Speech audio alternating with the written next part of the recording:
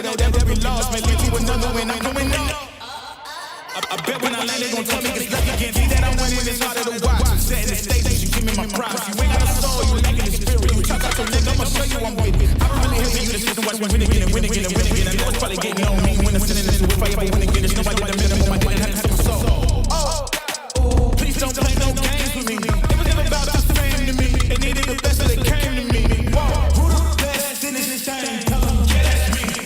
Tell them who bring the vibe. Say, yeah, that's me. Who make it flip, make it bang. Yeah, that's me. Who make the party feel alive. Tell them, yeah, that's me.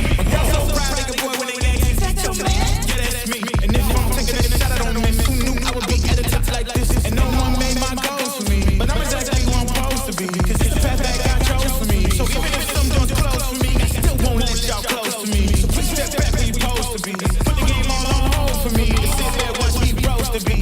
It's in my jeans, I'm better than them. And I know my flow's so sick, I got the medicine. I'm way at the top, who can take my place? I went too hard, can't feel my face. Who the best in this thing? Tell them, yeah, that's me. Tell them who bring the vibe. Say, yeah, that's me. Who make it flip, make it bang. Yeah, that's me. Who make the party feel alive. Tell them, yeah, that's me. Whoa. Yeah, that's me. Who that chillin' at the top? Tell them, yeah, that's me. Yeah. Tell them, yeah, that's me. Yeah, I'm chillin' at the top. Yeah, that's me.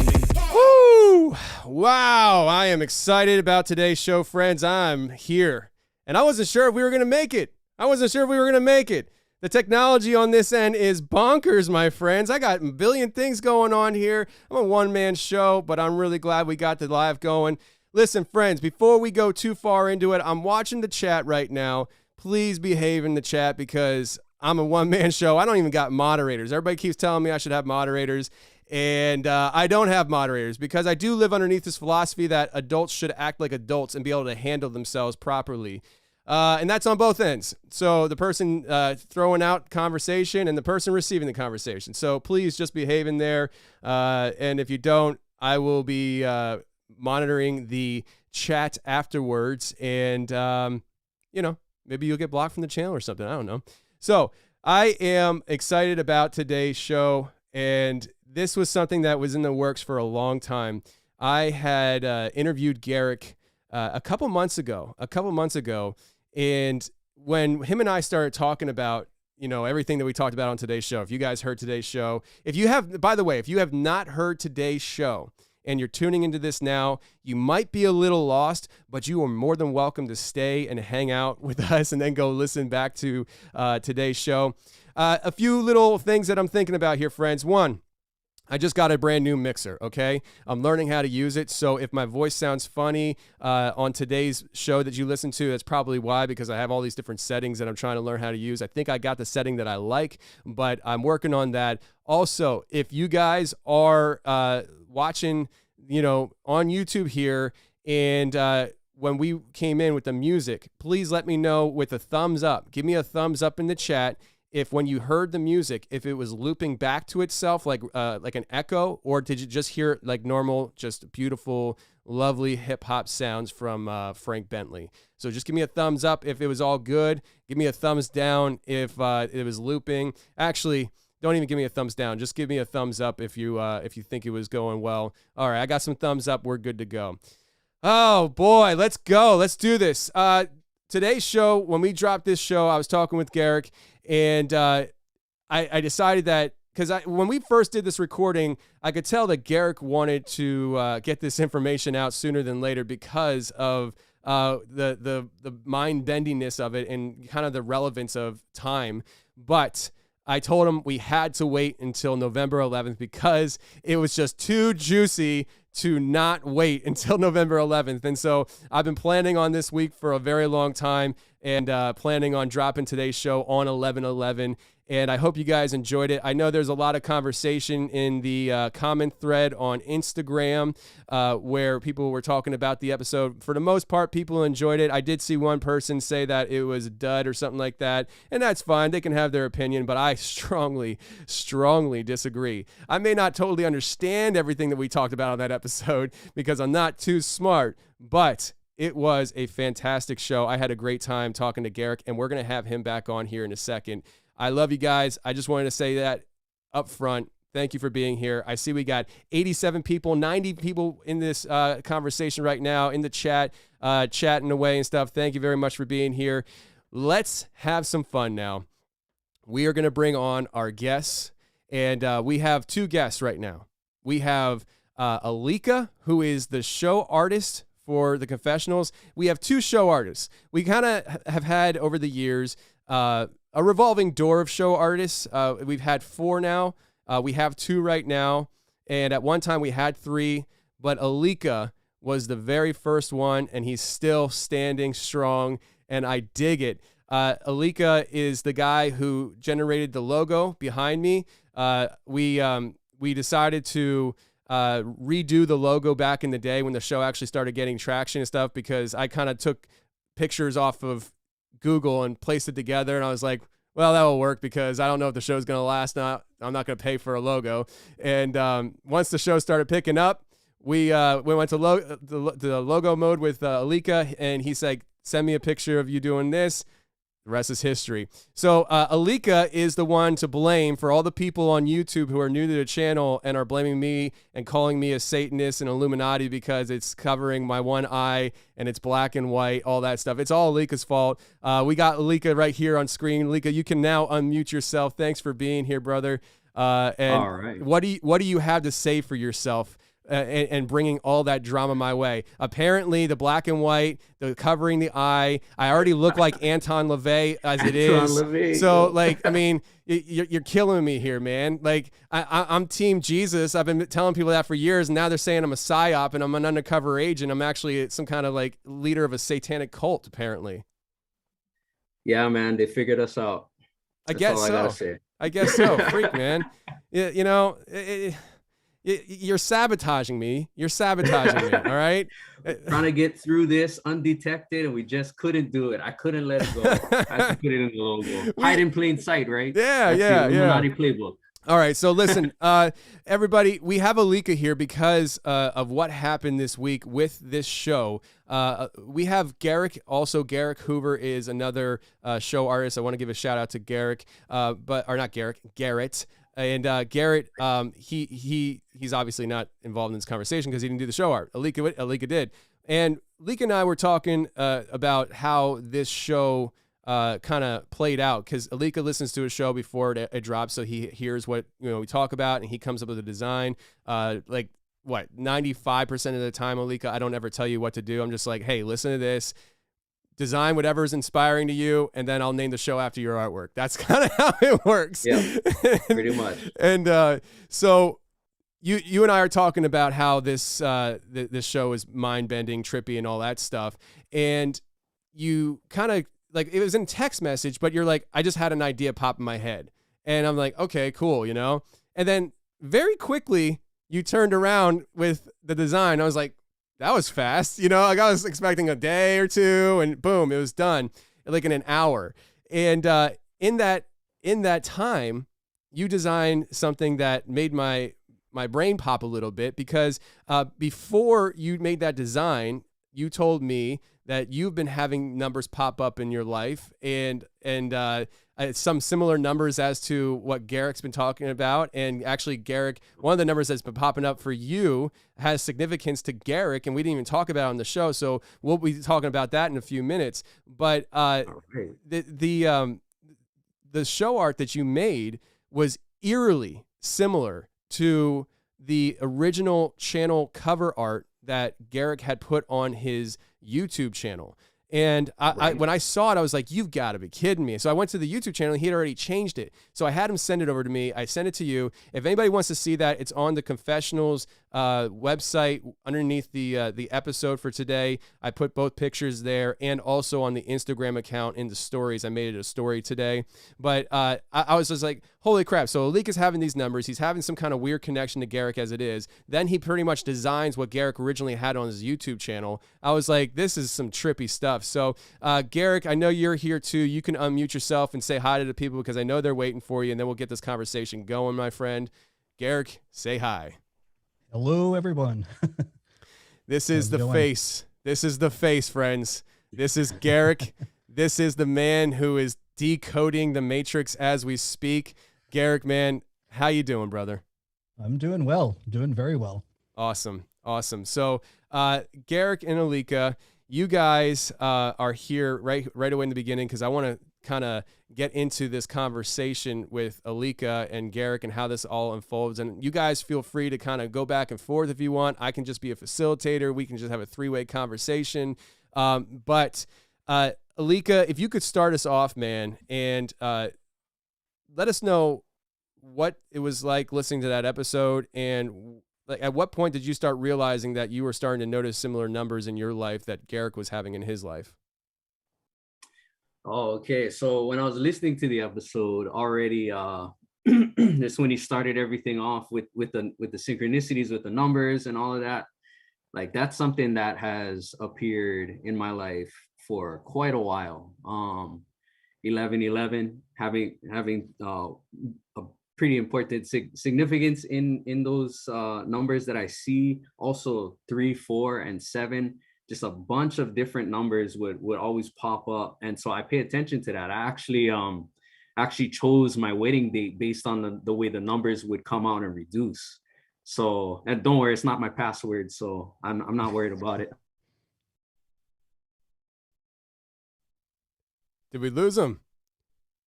Garrick, can you? He froze up. Yeah, I'm here. Okay. Well, Alika, if you can still hear me, we couldn't hear you anymore. So if you need to reconnect, go ahead, I guess.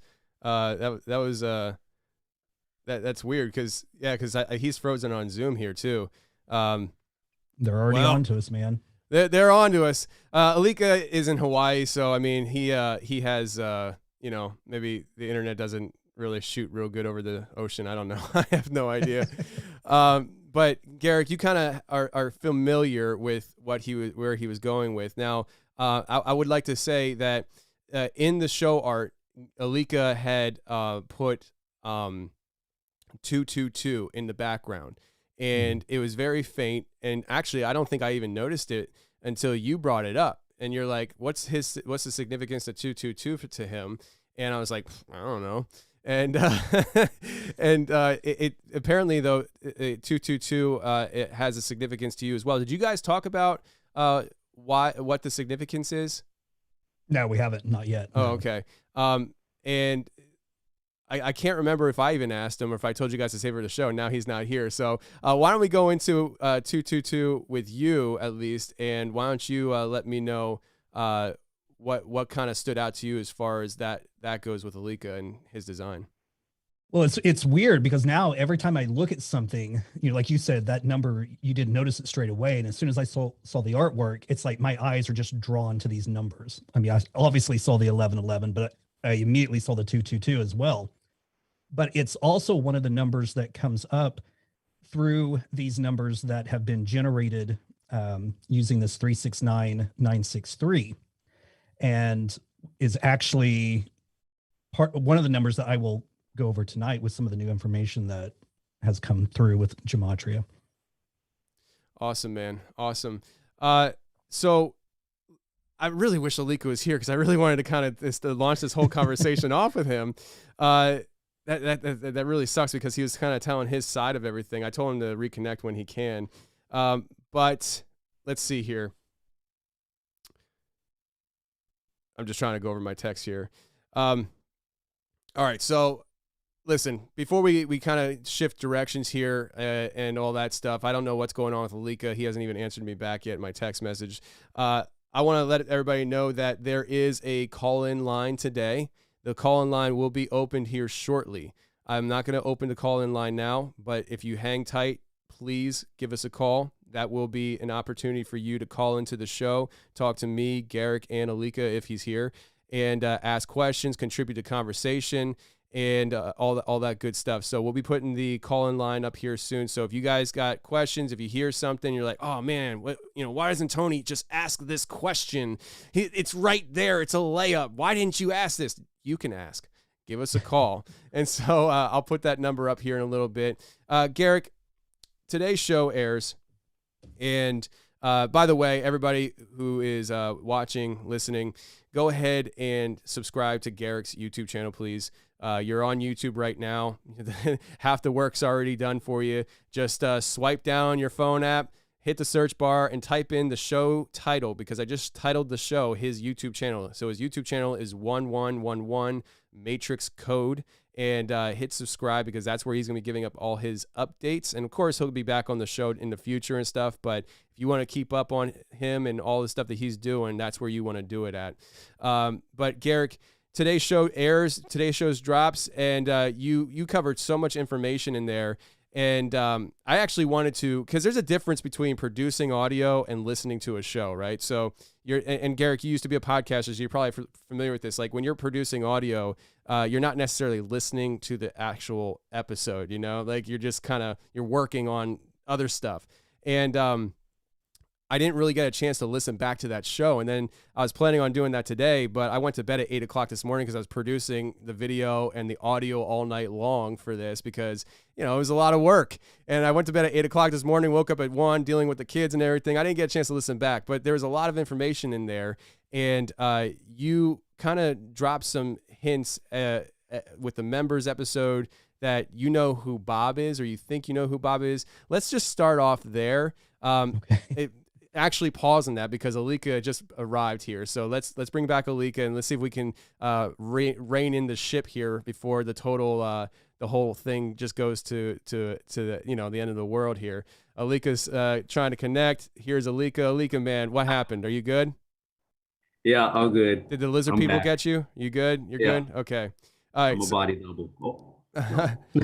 So, Alika, we were just we were about to transition away from you and say goodbye to you, but since you're back, let people know what is the significance to this show to you, and the numbers, and like the 222 that you put in the show art. That stood out to Garrick, and it For seems like, well, didn't you put 222 in the show art too?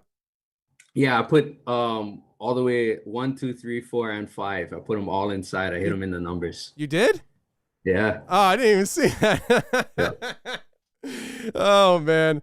Oh geez, I didn't even notice. Congratulations, Alika, you hit it from me. So this show and how it kind of unfolded for you, it seemed like to me there was like almost like a matrixy thing going on between you and this. Maybe it's not even like you and Garrick as much as just this topic and people, because today I had people reaching out to me, sending me screenshots of their phone being 11:11 after they're listening to the episode or before they were listening, all this stuff, and I just I'm feeling like, I don't know, like I feel like there might be some matrixy weirdness going on here. So just let the people know kind of like what the show was for you.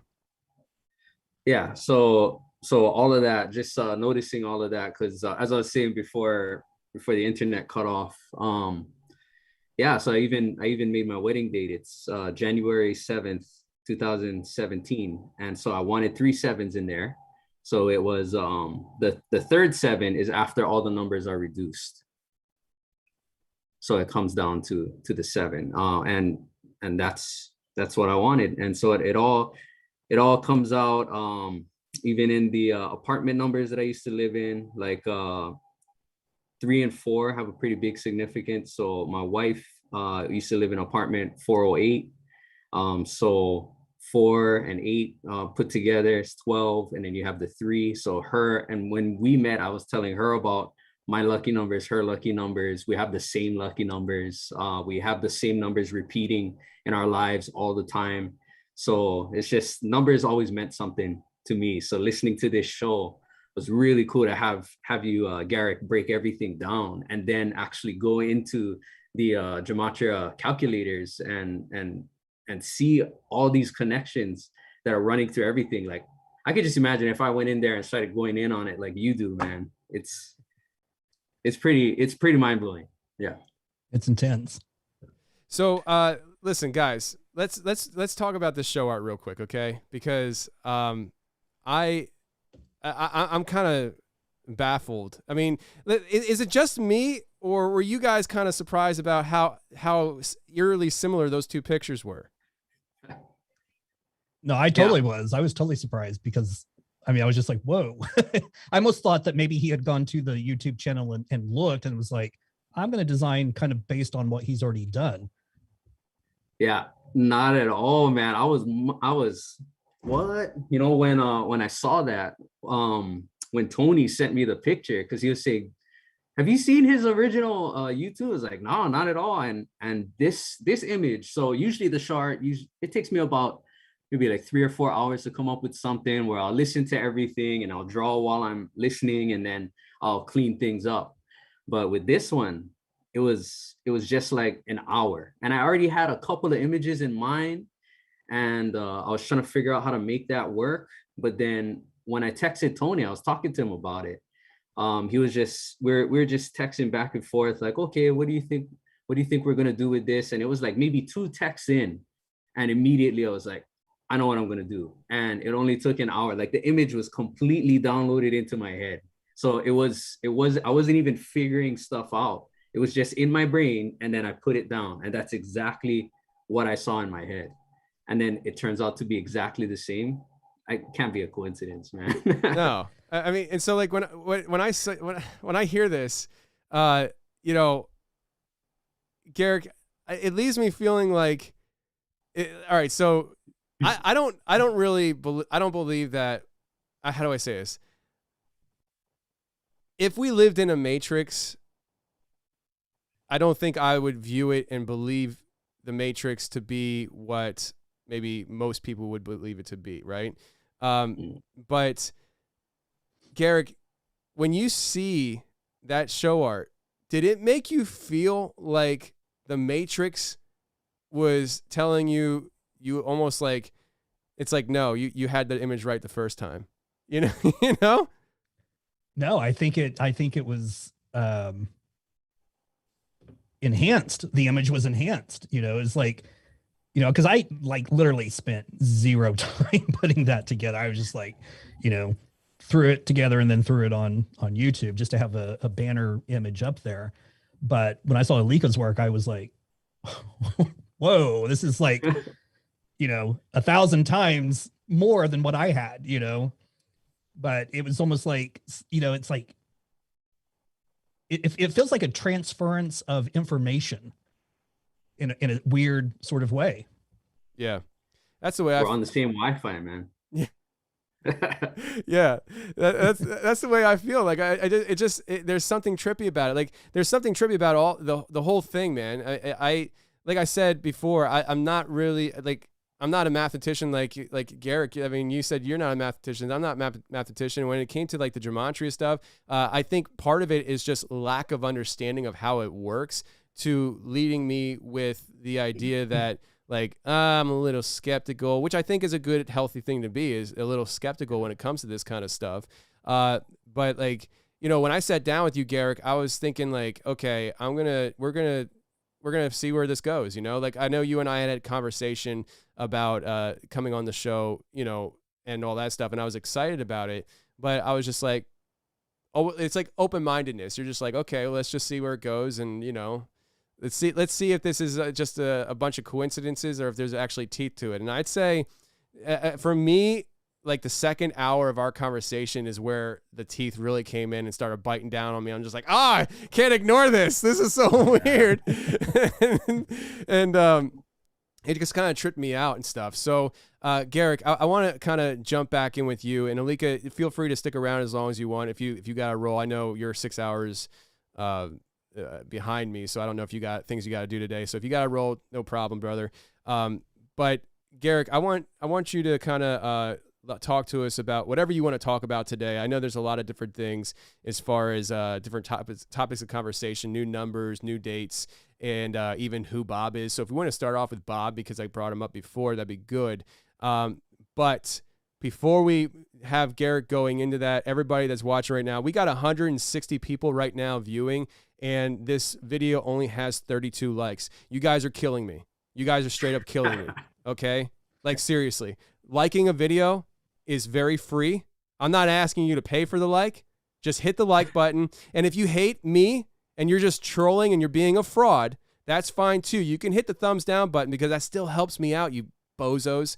Like, it's so funny. People are like, oh, I'm going to hit the thumbs down button because, oh, I'm going to hurt them. You don't hurt me. The algorithm says, hey, there's action and traction on this channel. Let's promote it. So keep on hitting that thumbs down button. But if you're watching this right now, hit the thumbs up. Come on, guys. Oh, look at that. Now we're at 60 likes. You guys are doing a good job now. We're about 100. We're about 100 likes behind now. If you're watching this right now, and you're digging it and you're ready to rock with us, hit that thumbs up button, because by the time this video is over, I want at least 200 freaking likes on there. Let's go. All right.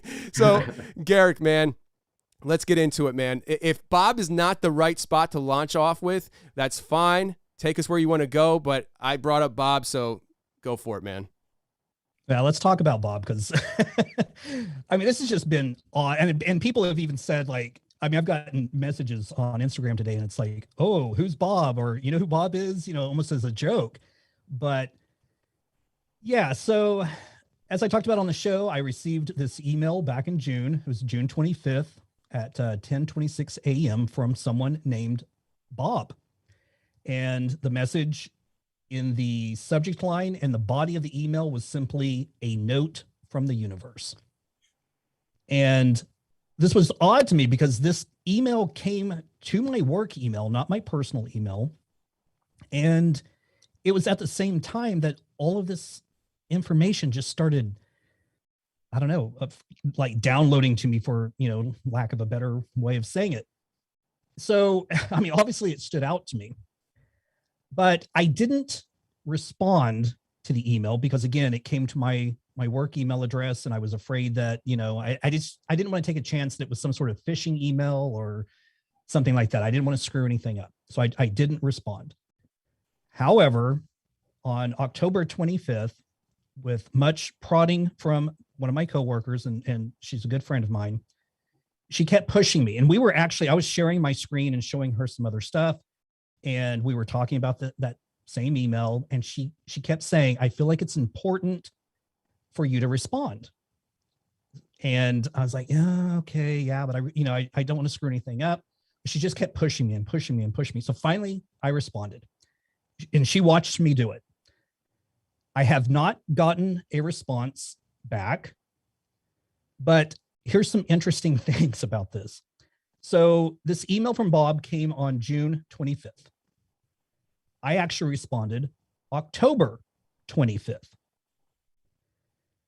And I responded October 25th, 2021 at 12:29 p.m.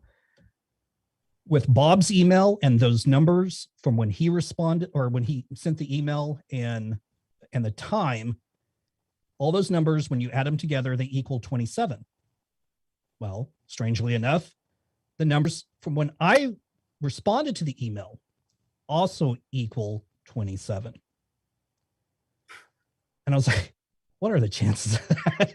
Because I mean, it was pure, like I simply was not going to respond. It was simply my friend Janice saying, do it. And she was literally doing that. She was going, do it. And so I just hit the button. So, and then of course, 27 reduces to the number 9. Now, strangely enough, Bob in Gematria gives you the value of 54, which is also 9. So we're chasing that same 9 number again and again and again. Now, trying to figure out who this Bob is. I mean, I originally thought maybe it stood for Brotherhood of Blood, because there seems to be a lot of references through some of these numbers to Jesus. And I thought maybe it's some sort of, protecting the bloodline type situation. But I started doing some more research and trying to see if there was any relation to any sort of computer terms in the name Bob. And strangely enough, I come across something it was a paper written in 1978. And it simply states that Alice and Bob are fictional characters commonly used as placeholders in discussions about cryptographic systems and protocols, and in other science and engineering literature where there are several participants in a thought experiment. The Alice and Bob characters were invented by, and I hope I'm pronouncing these names correctly, but Ron Rivest, Adi Shamir, and Leonard Adelman in their 1978 paper, A Method for Obtaining Digital Signatures and Public Key Crypto Systems. So we're talking about cryptography here.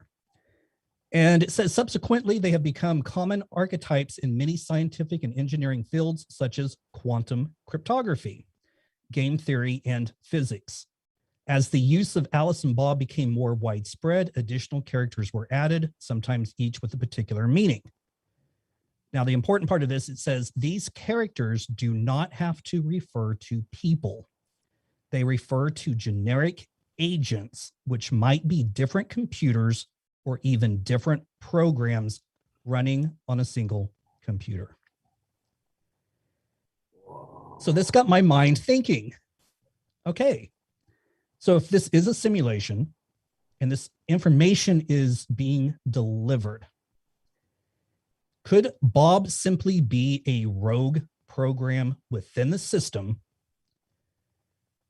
letting me know that I'm on the right track, or, you know, I'm headed in the right direction, and simply using the name Bob as a placeholder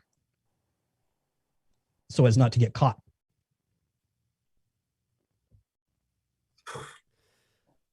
Ah, you're blowing my mind.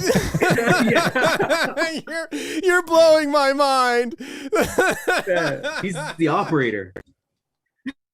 Simply could be the operator. Yeah. I mean, because it's, I mean, again, you have to, I mean, what are the chances that out of nowhere you would just receive a random email that says a note from the universe from someone named Bob? I mean, why wasn't it Joe or Tom or Billy or John, the most average name out there? Right. Yeah. Man. Why Bob? Why Bob? Oh my gosh. I mean, it could have been any name, but it had to be that name. And then to start finding that name through these numbers in gematria. I mean, it's just, what are the chances? It cannot be coincidence. Unbelievable. Unbelievable. Man. So Bob being the possibility of a placeholder is like an operator of the matrix. Very possible. Very possible. And so could Bob be like artificial intelligence, like AI? Could be. Very well could be. Oh, man.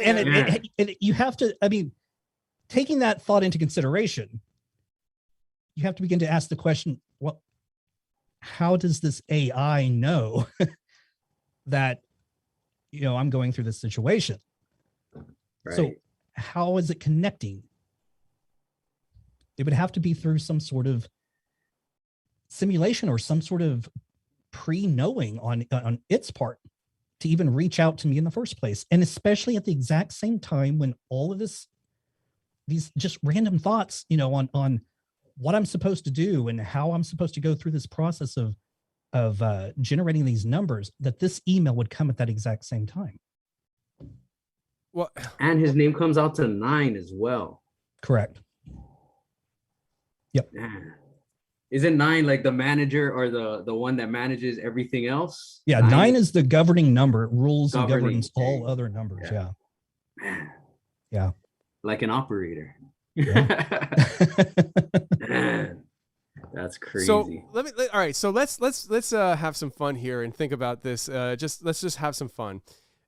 Let's just say Bob is the operator, and Bob is let's just call Bob AI operator. Okay. What is the purpose? Because to me, it seems like if Bob is the operator and is communicating with you, saying you're on the right track, then why? What?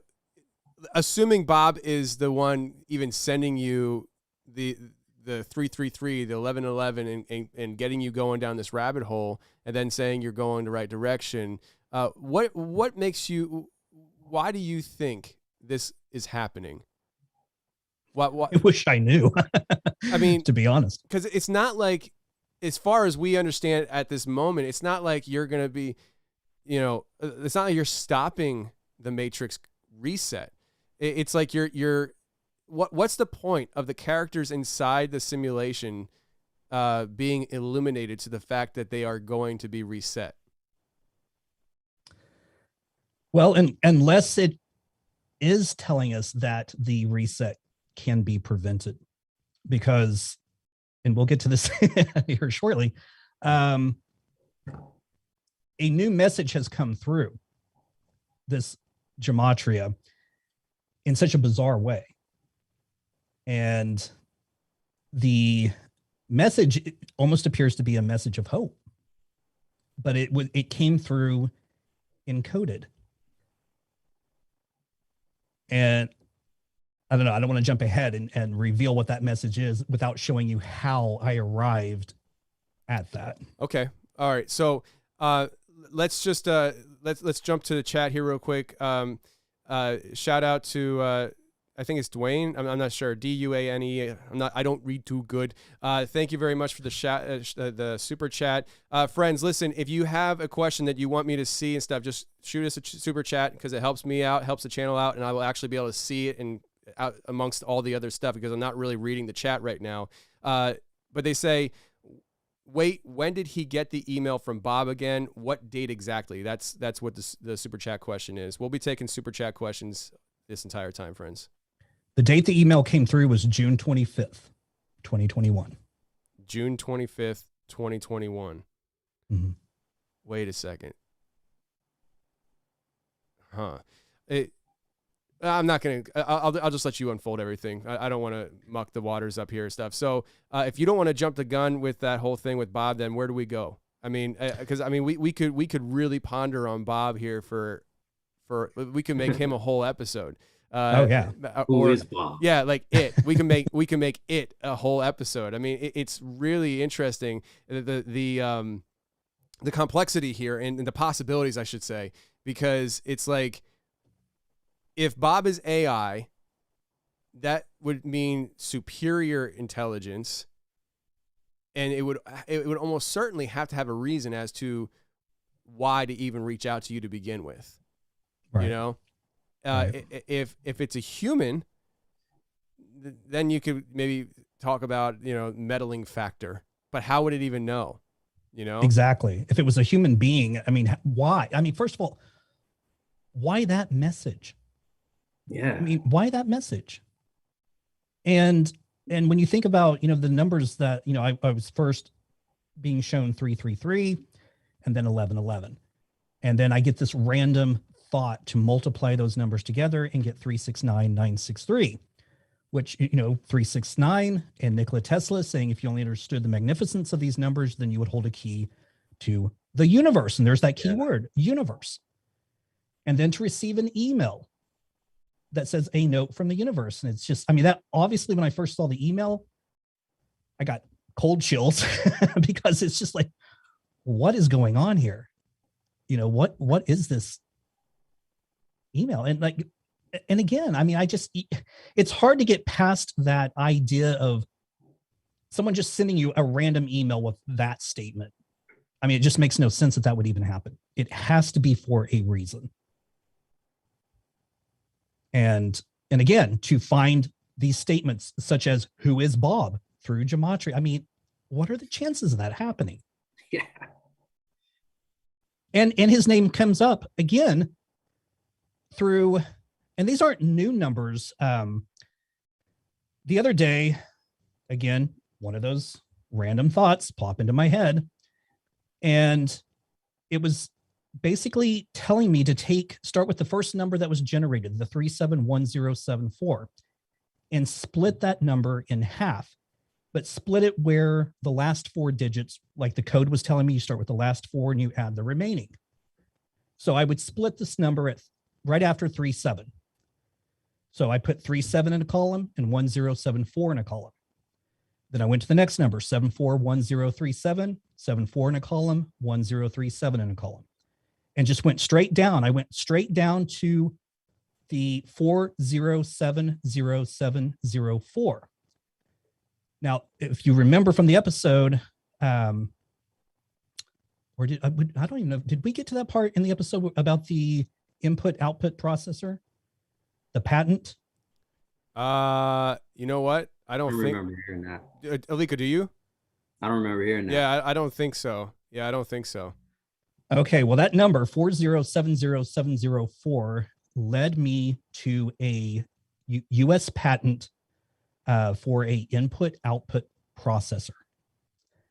And and this patent was from like the 70s. I think it was like 1978.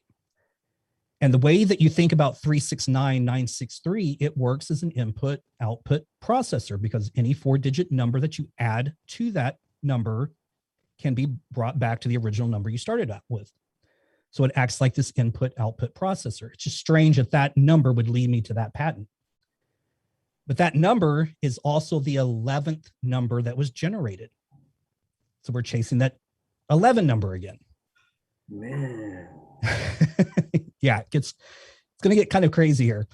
So, but like I said, I was splitting all those numbers and then looking at each set individually, and then looking to see what, phrases would come up through the gematria. 37, just the number 37, nothing I could find that was of any value whatsoever. So I just left it blank. I put Jesus there because 37 seems to keep pointing back to Jesus, but his name does not have that value in gematria. However, 1074, the very first thing I found was behold Jesus. Straight up, very first thing. Then I also get 4 by 4. Now, what's interesting about 4 by 4, if you remember the Vedic square that I generated from the number 371074, actually creates a 4 by 4 Vedic square. So it's interesting that that phrase would also come up from that same number. We get the phrases simulated reality. Again, it keeps pointing back to a simulation. The name that equals Christ. Look up, it is God, the Most High. If you remember the symbols that I was talking about that I was seeing being, generated from these numbers, the 369, 258, 147, the 3 arrows pointing up. So we get look up, it is God, the Most High. And then a son declared by the math of God. Well, we're talking about gematria. We're talking about math here. Jesus, the name keeps coming up over and over and over. But we also get the phrase, signs the matrix is real. Again, it keeps pointing back to the matrix. And then we also get reality is a hoax, which if this is a simulation, then yes, our reality is technically, it's not real, it's a hoax. So then moving on to the next number, it started 74, and then the last 4, 1037.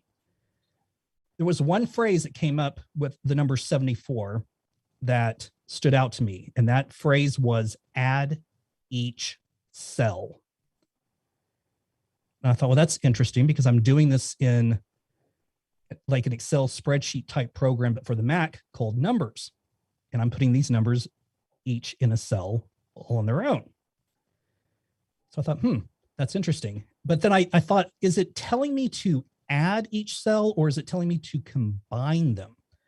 So my first thought was combine 37 and 74 to get the number 3774, which strangely enough gives us this phrase, translating and transmitting messages directly from the entity to the querent.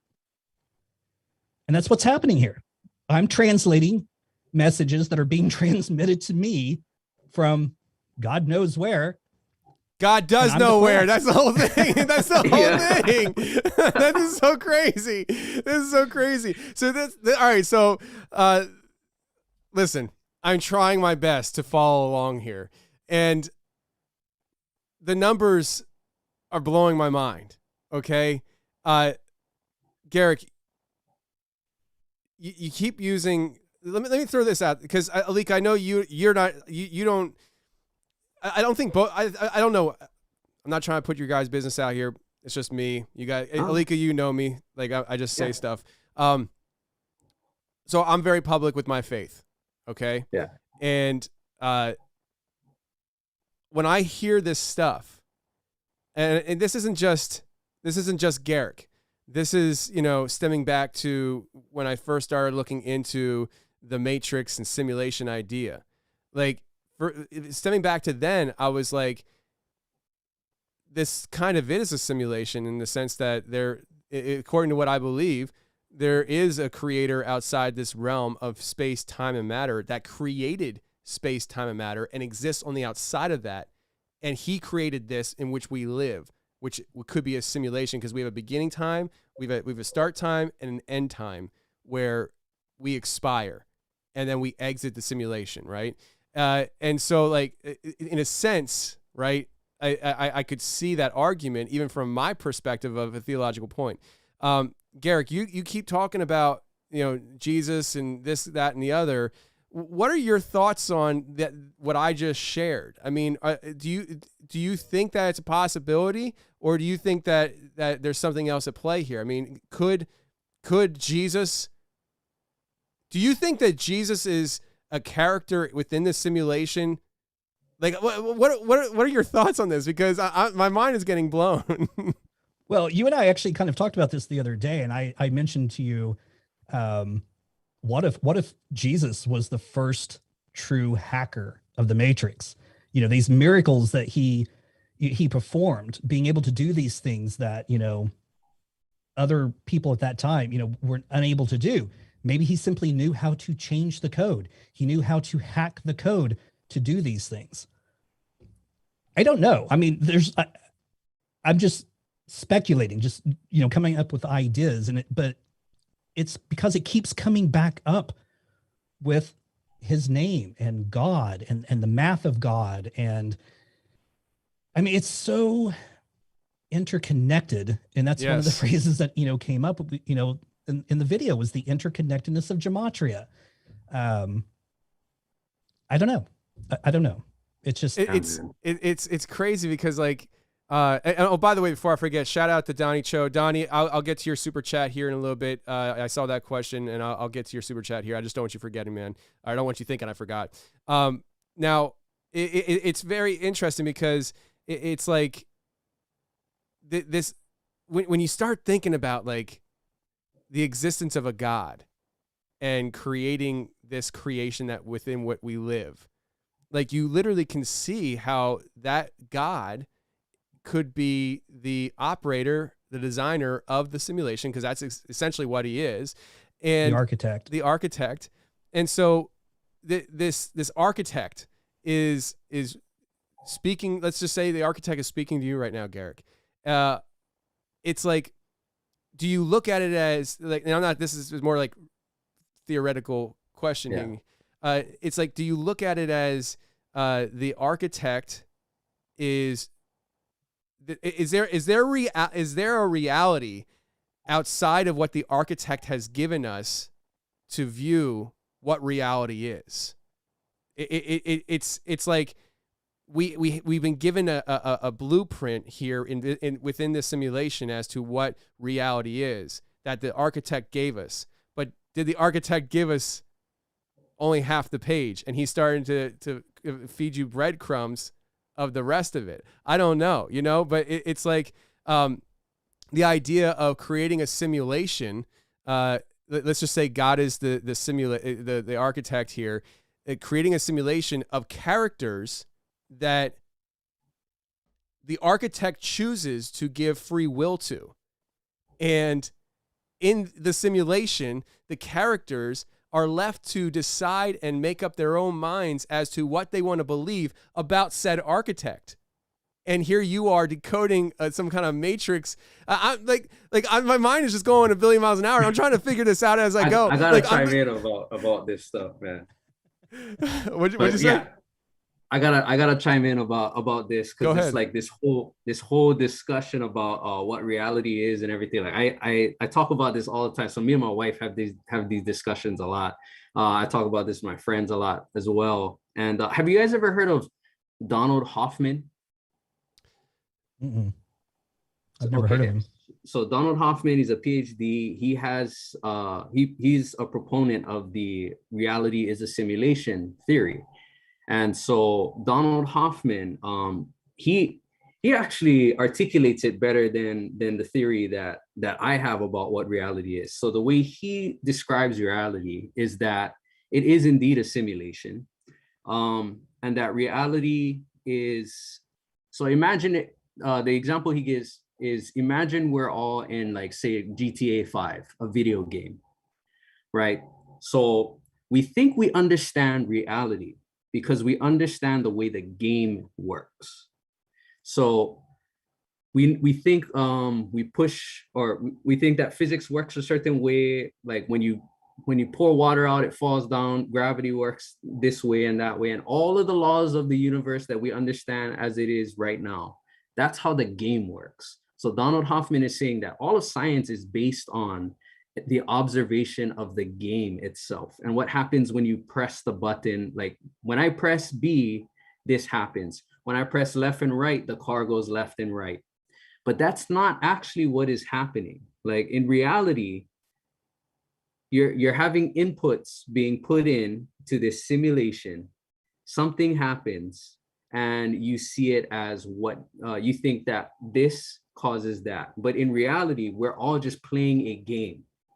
It's electrical signals going through, and that the human brain, if we understood what how deep reality goes, like if we're all just happy playing this game of life, and we started to understand, like in reality, when I press this button, this electrical signal goes through here and it goes through this processor, and then it clicks on in the game, and then the game says that this happens. If we understood that entire fabric that's underlying reality, like our minds couldn't handle it. And so Donald Hoffman says that the brain is designed to understand reality as we understand it, but we are truly in a game. Like it's not a solid reality. We don't understand everything about it. This is a simulation. So essentially your perception is dictating what reality is, and it's limited to your perception. You know, it's like it really, what you just shared is really kind of gives credence to like the architect choosing to only allow the characters to utilize 10% of their brains. Yeah, because that's all you could handle. And then like Right. it totally coincides with my personal theory is that we are in a game. I am a game designer, so like it's only fitting. I do see life and this entire experience of life somewhat as a game, where I am actually the character that's animating, the soul that's animating this body that is my character I'm playing through in life. So that's the way I see reality. Of course, there's real consequences. I'm not going to go play in traffic because that'd be dumb. I want to keep playing this game. But that's how I see it, where I think maybe we're all just facets of God,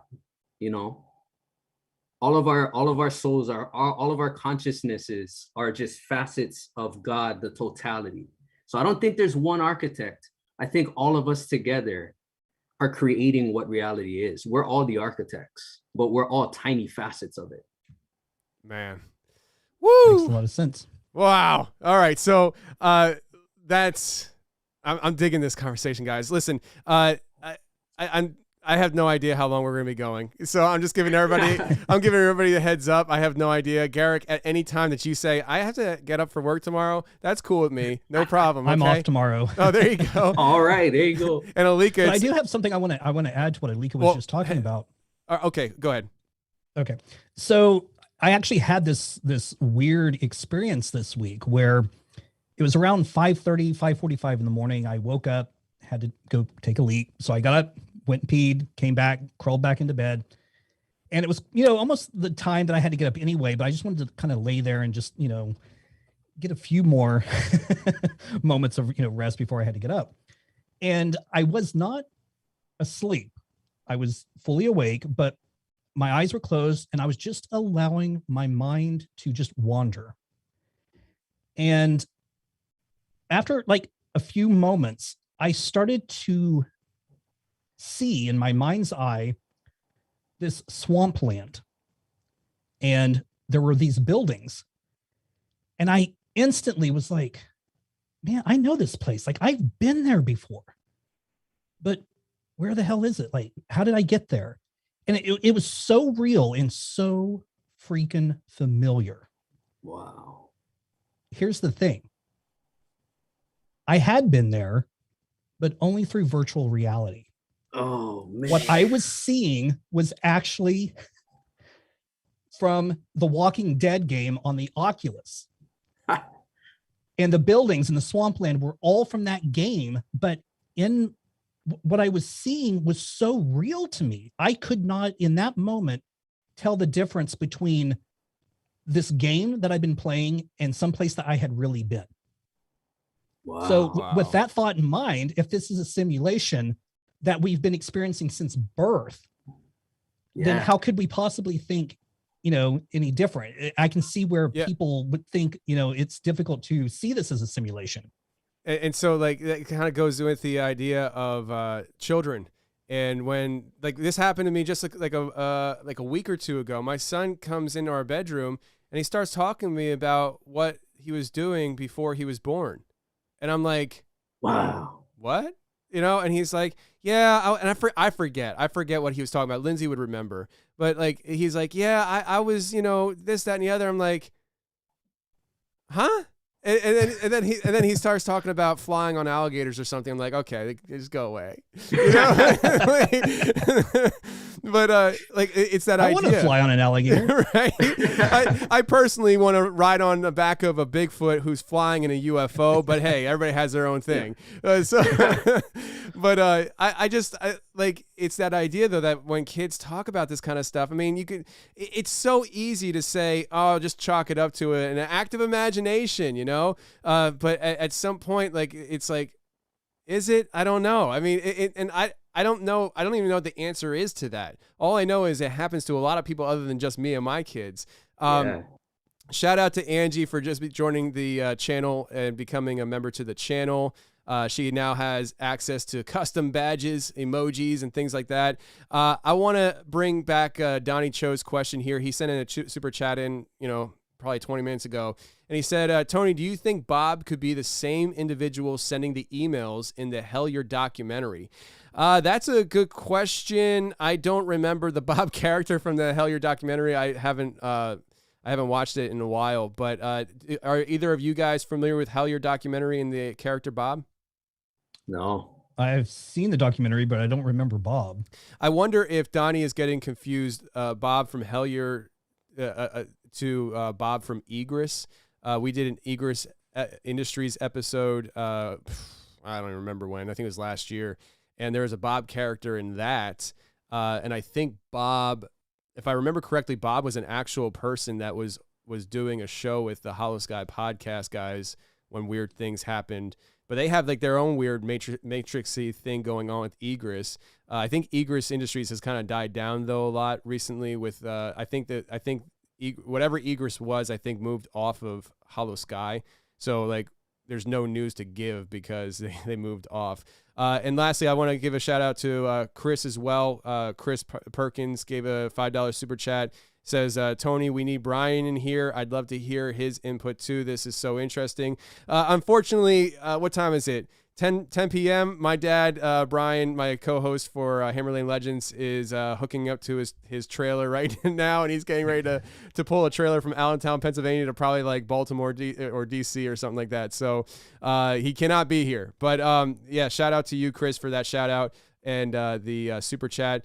And friends, if you have a question you want us to answer, just send us a super chat so it stands out in the chat there. And we will be opening up the phone lines here during this stream at some point.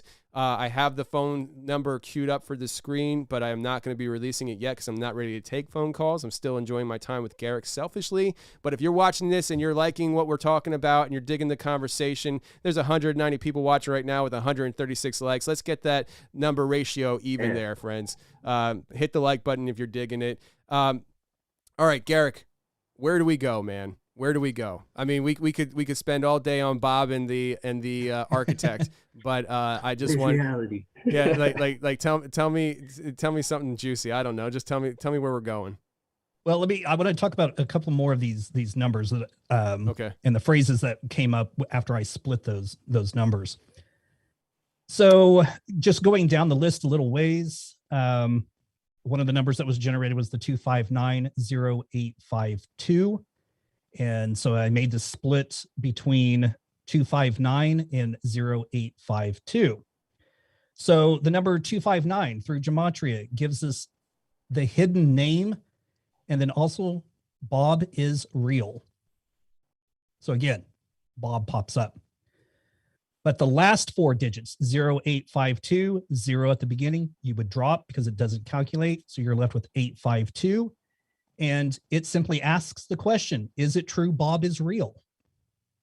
So again, Bob keeps coming up.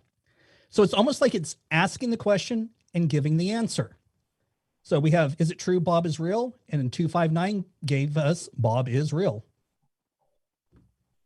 So again, it's, it's like, what are the chances of that? I mean, I think you're starting to scare me a little bit. I mean, like I don't even know if I should be worried about this, or if it should just be like accepting the conscious awakening of what reality truly is. You know, it's really bonkers. And here's the thing, like it's so hard to tackle these topics because everybody, 7.5 billion people in this world, has their own perspective and view as to what reality is. And so it's like when we're talking about this stuff, it's not going to bode well for so many people, you know. No, and there's it's going to strike. That's all right. It's going to strike fear. It's going to strike uncertainty. It's going to make people feel like they need to question things, and I think questioning things is good. I think it's a very good thing. I think being scared of thought is something that no matter who you are or what you believe is the wrong path to be on. That's why we pursue the show the way we do, with open conversation with whoever. That's crazy, man. That's crazy. I think Garrick, your YouTube channel is 1111 Matrix Code, and I think you need to do a whole video, maybe a playlist on Bob as you discover more things. Just call it Bob. Like, oh shoot, what was that Outkast song? It was Bob something. Bombs Over Baghdad. That's what it was. Like that could be. Yeah, that could be your. Andre 3000. Yeah, that's who Bob is. Yeah. I mean, that could be your theme song. Make a whole thing about Bob, you know. But shoot, man, like there's give him his own YouTube channel. Right. Yeah. Right. Everybody watching right now, please, you're already on YouTube. Go to 1111 Matrix Code and hit subscribe. That's Garrick's YouTube channel. If you want to hear more updates from Garrick on a consistent basis, you're going to want to make sure you're subscribed to his YouTube channel, 1111 Matrix Code. It had 10 subscribers 2 days ago, and now it has, 350, something like that, Garrick, at last I checked. It climbed real fast. Yeah. Let's keep that thing climbing. I want to see 1,000. I want to see 1,000 subscribers on there by Thursday next week. So guys, just, you know, it doesn't cost you anything to subscribe, just like it doesn't cost you anything to like a video. So go ahead and just subscribe so you get those updates. Garrick, before we move on here, I just want to get to these super chats real quick before I forget. Donnie Cho says, I was referring to the mysterious emails. Yeah, Donnie, that's Egress. Dwayne says, humans worry about AI becoming sentient and becoming too powerful. What if we are that AI that is one by one becoming sentient and too powerful? Brain popping. I said that same thing to my brother the other day. My brother thinks that a lot of this is driven through AI. And I said, well, what if technically, because if this is a simulation and we're all programs running within the simulation, technically we are AI. It would be artificial intelligence. And even from a theological standpoint, you know, a creator created us. So, you know, we weren't there before he created us. So technically we are artificial. Yeah. You want to look at it that way. Have you guys ever, so you guys know what like World of Warcraft and stuff like that is, right? It's the MMORPG. So like, what if Jesus is one of those people that realizes that he's a person, he's an entire entity separate from the game of life itself.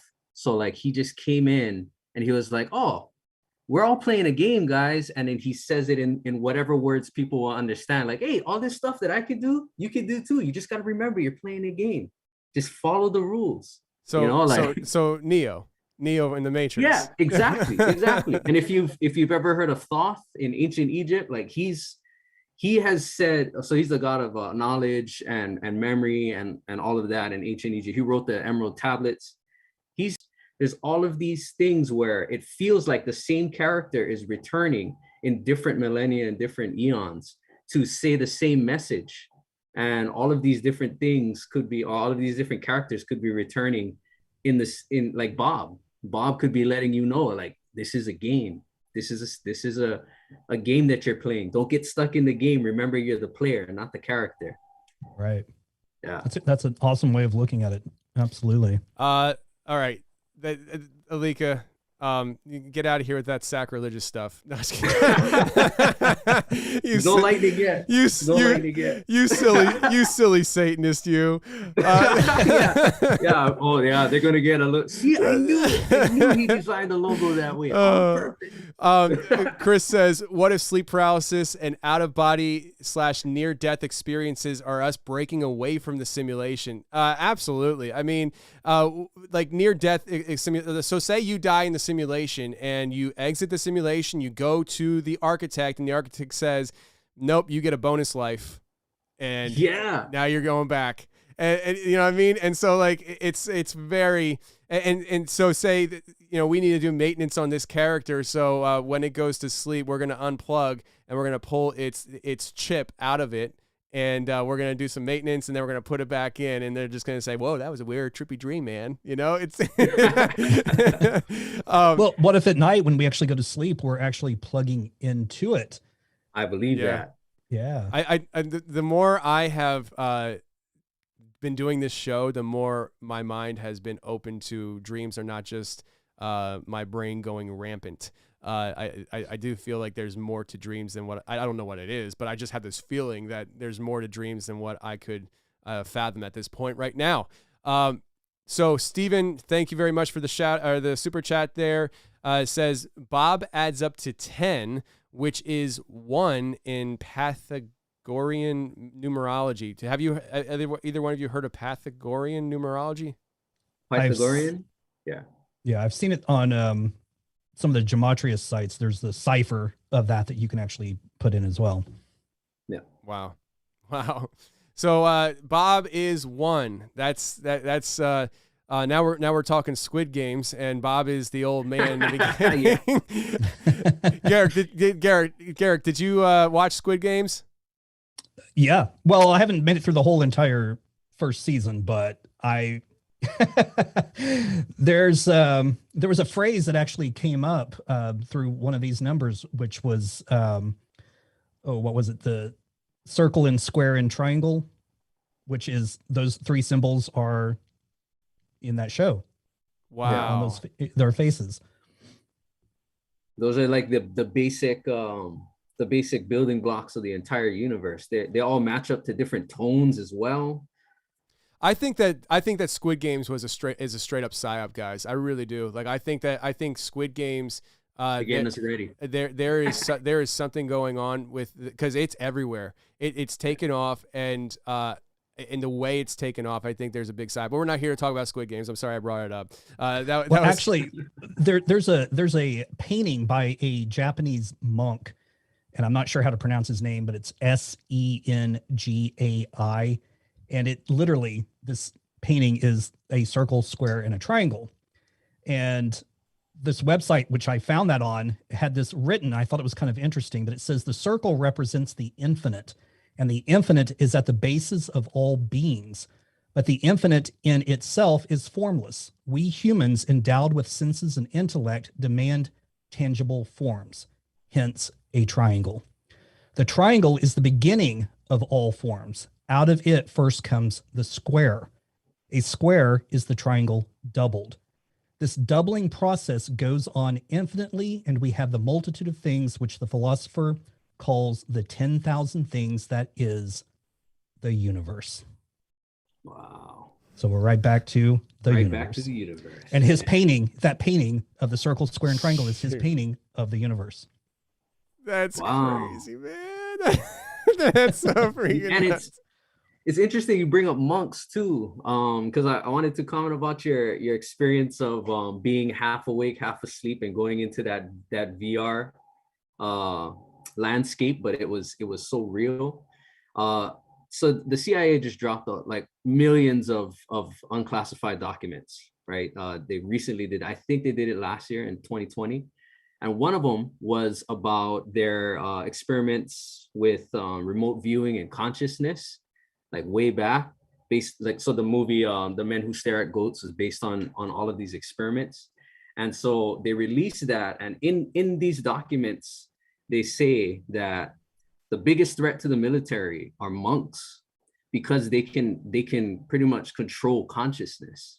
So if you can control consciousness, you can essentially manipulate what reality is, because that's all reality is dictated by, is consciousness. So Zen monks, their meditation practices have been noted by the CIA to be the most effective form of meditation in order to traverse the universe. So what they're doing is tapping into the internet of consciousness that is everything, that is the universe. So I think like being in that state, that half awake state, is what taps you into the internet. That's what taps you into what reality is versus your conscious perceptions of what reality is.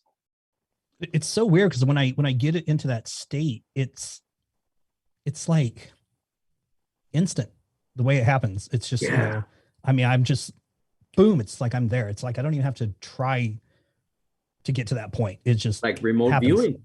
Yeah. Well, that made me think of your artwork for, it's like you almost remote viewed and saw what, I had done, and you had created a much better, because, like when you see documentaries on people doing remote viewing, they'll do these, very childlike drawings, and it's almost like you did it in reverse. You looked at my childlike creation and made something much better out of it. That's crazy. That's crazy. I actually want to, this is something that I've always wanted to do, is actually spend at least 2 weeks at a monastery alone.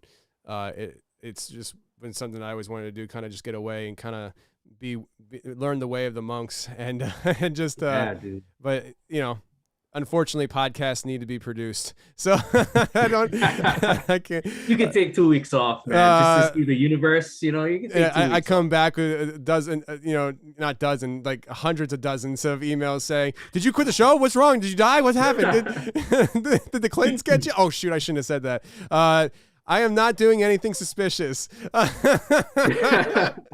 Oh crap. But both of you guys know what I mean by that too. So by what? By what? Exactly. Let's just put it this way. I honestly might be doing a documentary that's going to possibly break some serious boundaries. It's going to be awesome. Shout out to Dwayne, went to bed, I guess, but they gave us a super chat and said, "Oh snap, Bigfoot is the true people of Earth in Jewish gematria equals 1271, which adds up to 11. That's crazy. That's trippy. I've heard that too. They were the first. Yeah. The original people. Oh man. And all the people on the island of Hawaii just got to try to get away from those freaking things. We've got them here too, man. There's actually like Bigfoot stories here too. Yeah, I know. All right, Garrick, let's bring it back to you, brother. Where do you want to go? Because I could just kind of just keep rambling. I want to bring you in here. We are about an hour and 15 minutes into this stream. I want to bring you in, direct us, and at some point we're going to open up the phone line still, friends. So if you're waiting to call in, we will be opening up the phone lines. And shout out to all you viewers, 155 of you, and we got 155 likes. Mission accomplished. All right, cool. We can all go home now. All right, so Garrick, steer the ship, man. Where do you want to go? Okay, so I just want to finish up these numbers here really quick. So I won't go through and read you all these phrases because there was literally a ton. But I want to jump back to the number 74, where it gave me the phrase "add each cell." So as I mentioned, I wondered if it was telling me to combine them, not add them, but I did both.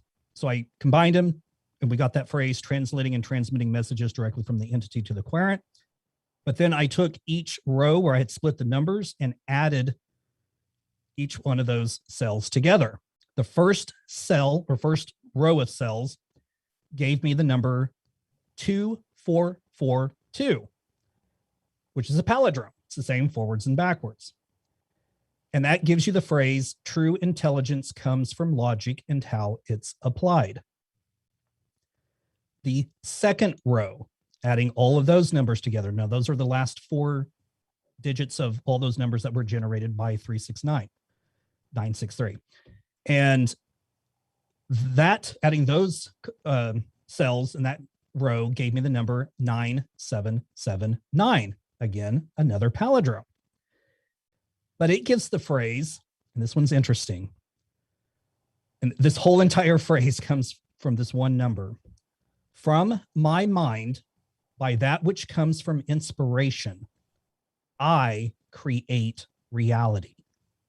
And so reality is as real as these words that I type for you to read. By the life force, I am God, the creator of all things. What? Oh, What? God, what? What? How does that? How's that possible? How is that possible? That's not possible. That is not possible. You're lying. You're making it up. You just wrote it down on a piece of paper before you started the live stream just to trip us out. You're lying to me. You're lying to me. Nope. It's what we were just talking about, man. What? Oh, Exactly. It is exactly what we were just talking about. damn. Now, Tony, remember the other night you asked me, because I think you had sent me a text and I either read it or replied I think you have your phone set to military time. Is that correct? Yeah. So it said 2222 and you asked me, is there any significance to that number? Did I do that?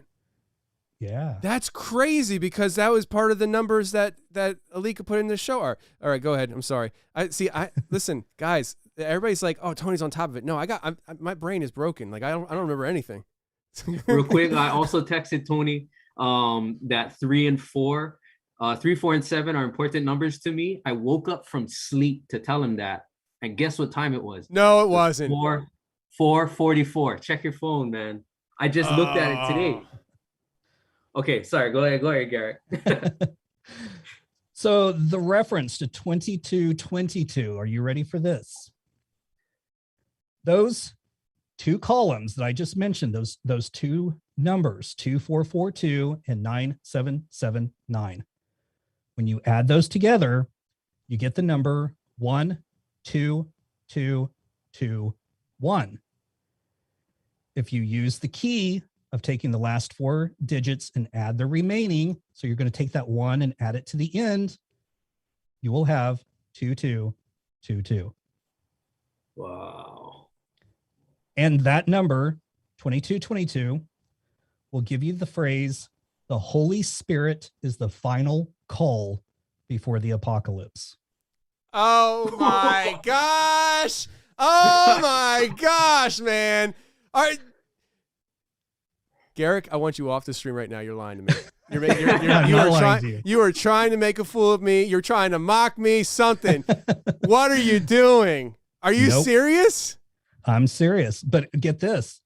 It also gives you the phrase, the world in shock, and then gives a month, June. So the world in shock, June. Now, keep in mind, Bob's email came to me in June. And if you want to jump over to the date in which I think the reset is actually going to happen, we can jump over there if you want. Dude, you're the architect of this conversation. Okay. All right. So this is going to be interesting, folks. In June 21st, 1982, we had a solstice solar eclipse. Now, this is a solar eclipse that happens on the summer solstice. We had not had one before 1982 recently, except in the year 1870. So it jumped from 1870 all of a sudden to 1982. 19 years later, in 2001, June 21st, we had another one. 19 years from that, in 2020, on June 21st, we had another one.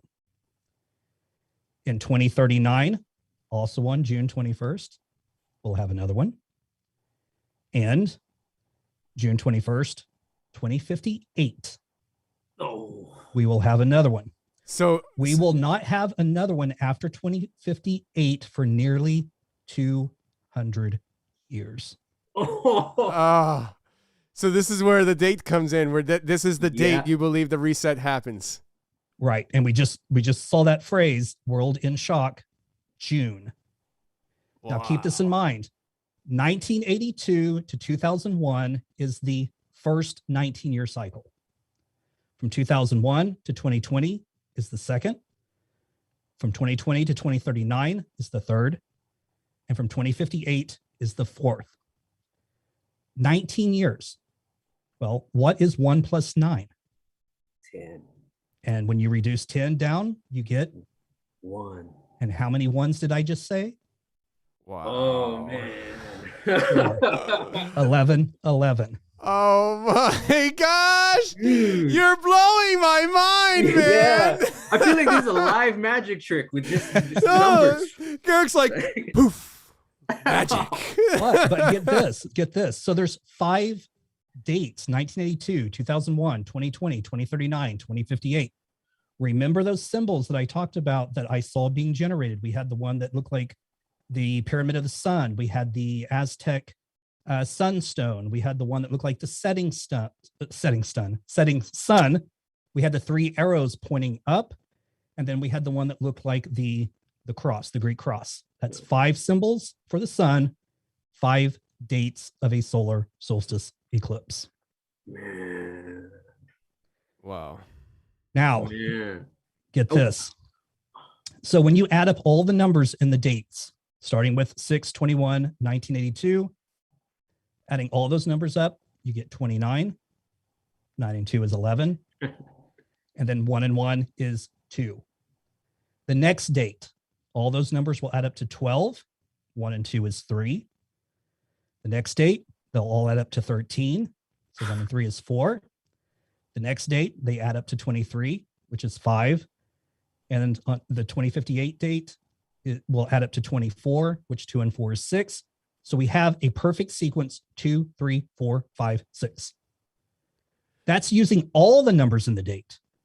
But if you just take the year, just the year alone, so we'll get 20 from 1982, which reduces to 2. Then we'll get from 2001, so 2 and 1 is 3. 2020, we have 2 2s, get rid of the zeros, you have 4. 2039, we'll get 14, 1 and 4 is 5. And from 2058, we'll get 15, which is again 6. That also goes 2, 3, 4, 5, 6. Exact sequence. Oh. Now, wow. This is where it's going to get trippy. Shut up. As if it hasn't gotten trippy enough.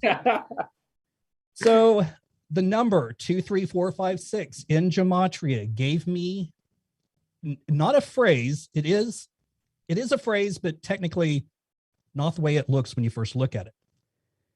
It gave me a string of numbers spelled out. Okay. So it goes 13, 21, 12, 20, 9, 16, 12, 5, 9, 14, 6, 9, 14, 9, 20, 5, 23, 1, 22, 5, 19, 15, 6, 12, 15, 22, and 5. I don't know what possessed me to do this, but I just knew what I was supposed to do. So I took each one of those words and wrote them out as the number, so 1 and 3, like 13, 21. And that's what I'm looking at, the numbers. I pulled up the alphabet and compared each number to the corresponding letter in our alphabet. Those numbers spell out multiple infinite waves of love. Wow. It is a hidden message within a hidden code. Multiple infinite ways of love. Waves, like Waves. waves. Oh man. Wow. Well, that's what I've heard God described as, you know. Well, and it also makes me think, you know, is this the message of hope that I was Yeah. talking about? You know, that if because the world right now is in such a state of, I don't know, disarray. I mean, the way that we're treating people, each other, you know, we're so caught up with our gadgets. We no longer have deep, meaningful conversations anymore. You know, we're too caught up in the hustle and bustle of the day. It's, you know, rushing to get to work, rushing to get home. Everything just seems like it's constantly rush. And we're forgetting how to be kind to one another. And just think if we could get back to that way of thinking and imagine the world, you know, and if not possibly the whole world, but just a massive group of people at once coming together and sending out multiple waves of love to the universe, what that could possibly change, how that could affect everything. 1000%, man. That's aloha. Yeah. That's the definition of aloha in for us. Just being kind and sending out those waves of love to everybody. Man, I love it. And it's very hopeful as well. What if the Great Reset is where we break out of the whole simulation? What if that's what it is? It could be. Man. Alika, don't be talking about the Great Reset right now. You trying to get me demonetized or something? What are you doing? What are you freaking doing, dude? Like, what is wrong with you? Make it an acronym. What is wrong with you? You like all of a sudden you just don't care about me? Like TGR. But you have to stop and think, like, again, what are the chances that those dates from the solar solstice eclipse reducing to 2, 3, 4, 5, 6? Okay. Not only the entire date, but the entire date and just the year alone. They would both give you that 2, 3, 4, 5, 6 sequence. And then for that group of numbers to give this other group of numbers completely spelled out, like, you know, as words, but then have this hidden message within it. Like, yeah. It simply is, and I've said this millions of times, it's too coincidental to be a coincidence. Yeah. That's no coincidence, man. So wow. I think 6/21 of 2058 is going to be the date of the reset, if the reset occurs. Because, like, you know, like I was saying, we will not see another solstice solar eclipse for nearly 200 years. And you have to stop and think, you know, I mentioned we had one in 1870 and then not again until 1982. And then from 1982 to 2058, they're in 19-year cycles. Why? And then after that, not to have another one for nearly 200 years? What is the point of this 19-year cycle? So these events, these numbers are just, it seems like it's just falling into place. All the pieces of the puzzle are starting to come together. Woo! Mind is blown. I mean, I'm saying, like, this is a fun conversation. I mean, like, no matter how you see things, it's fun. It's a fun thought experiment for sure. I mean, can we not agree on that at least? I mean, this is, I mean, seriously, I'm having a great time going down this mind bend with you. Well, remember the number that I said was that came up when adding those two columns together after I did the split. Yeah. Gave us the number 1, 2, 2, 2, 1. I know this is going to sound strange, but when you look at the date for when the next Matrix film is coming out next month, it's nearly identical. We're missing one number 2. So it should, the date that's coming out is 12/22/21. And we get the number 1, 2, 2, 2, 1. If we had one more 2 there, it would be the exact. But we don't. So stop trying to draw pictures that aren't there, Garrick. No, okay? I know. Stop trying to read into things and playing games here, okay? but you have to stop and think too. It's like all this information started coming. Like this is, and I've said this before. It's been 12 years in the making. It's since 2009, starting with 333, and then 1111 in 2014, and then all of it just starts coming together this year. Okay. And they just decide to make a Matrix film this year. Why not last year? Why not 2019? Why not 2022? Why was it this year? Are you suggesting then that the Matrix is they are keenly aware of what's going on? Prepping us, man. It's possible. I mean, it's possible that other people are well aware of this. Wow. This code. Wow. And they've been using it, manipulating it to. Well, that's what we suggested on the episode that aired today, right? I mean, we talked about what if the world elites know about this whole reset and they're doing things strategically that we are not happy with, but it's to try to avoid the inevitable, like that's humans trying to be God, that whole idea. So it's kind of trippy. Let me all right, let me do the real quick the shout outs to the super chatters. If you have a question for us on the show, friends, go ahead and shoot us a super chat. Nathan Faulkner.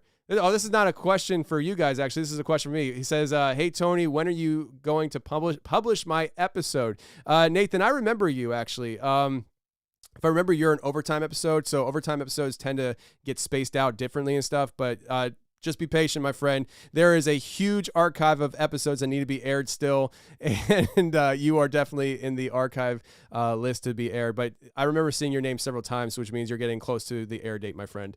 Moving on here. Let's see. Dank says, hey, Tony, it's your boy, Steve Peebles. Can you ask Garrick if he's ever looked into 454? My adopted brother and I see 454 all the time. If I remember correctly, Steve is, if I remember correctly, Steve had come on my show to share that he wound up working at the same place that his adopted brother worked at. They didn't know they were brothers, though, if I remember correctly. And it was like the Matrix brought them together. And so, Garrick, any relevance to 454? I haven't done any research because that number's never been presented to me. But I've had a lot of people today just through Instagram, messaging me and saying, hey, I see this number and I see, this number. It's interesting to me that people are recognizing these numbers, and it's going to be different. It may be different for, each person, but the fact that they're seeing a sequence or they're seeing the number continuously pop up kind of makes me wonder if people aren't, it's not a way of being woken up to this idea that this is a simulation, that these numbers have significant meaning. We just need to be more aware. Like with me, it started, like I said, 333 and then 1111. And it just got to this point where it's like, I cannot ignore these numbers being shown to me. It's happening so much. That's when I started doing the deeper dive and then realizing, like my name, Garrick King, is 11 letters. My address, added up to the number 11, and just finding all, my father passing away in November, the 11th month, finding all of these connections. And that's what I suggest to anyone who's seeing these numbers repeatedly is start trying to find out if there are other connections that, that you may not be aware of until you start digging into it and finding those connections. That's how all of this started for me. Yeah. It was just, and again, when these numbers are being hammered into your head to the point which, they were for me, I couldn't ignore them.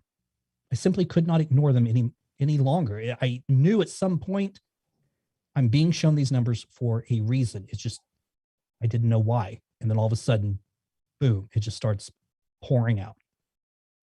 And that's the thing. I mean, I've been getting people telling me that they're seeing numbers. Even yesterday when I just did that short little promo for what was coming today and stuff, somebody in the chat had said that they had started seeing 333 and then 1111 as well. And I'm just like, what are the freaking odds of that? You know, like if you want to talk about coincidences and stuff, I mean, that's kind of, that's an awfully big coincidence, but there's a lot of reports, the more I've been hearing, of people seeing these numbers, but also in general, repetitive numbers popping up in people's lives.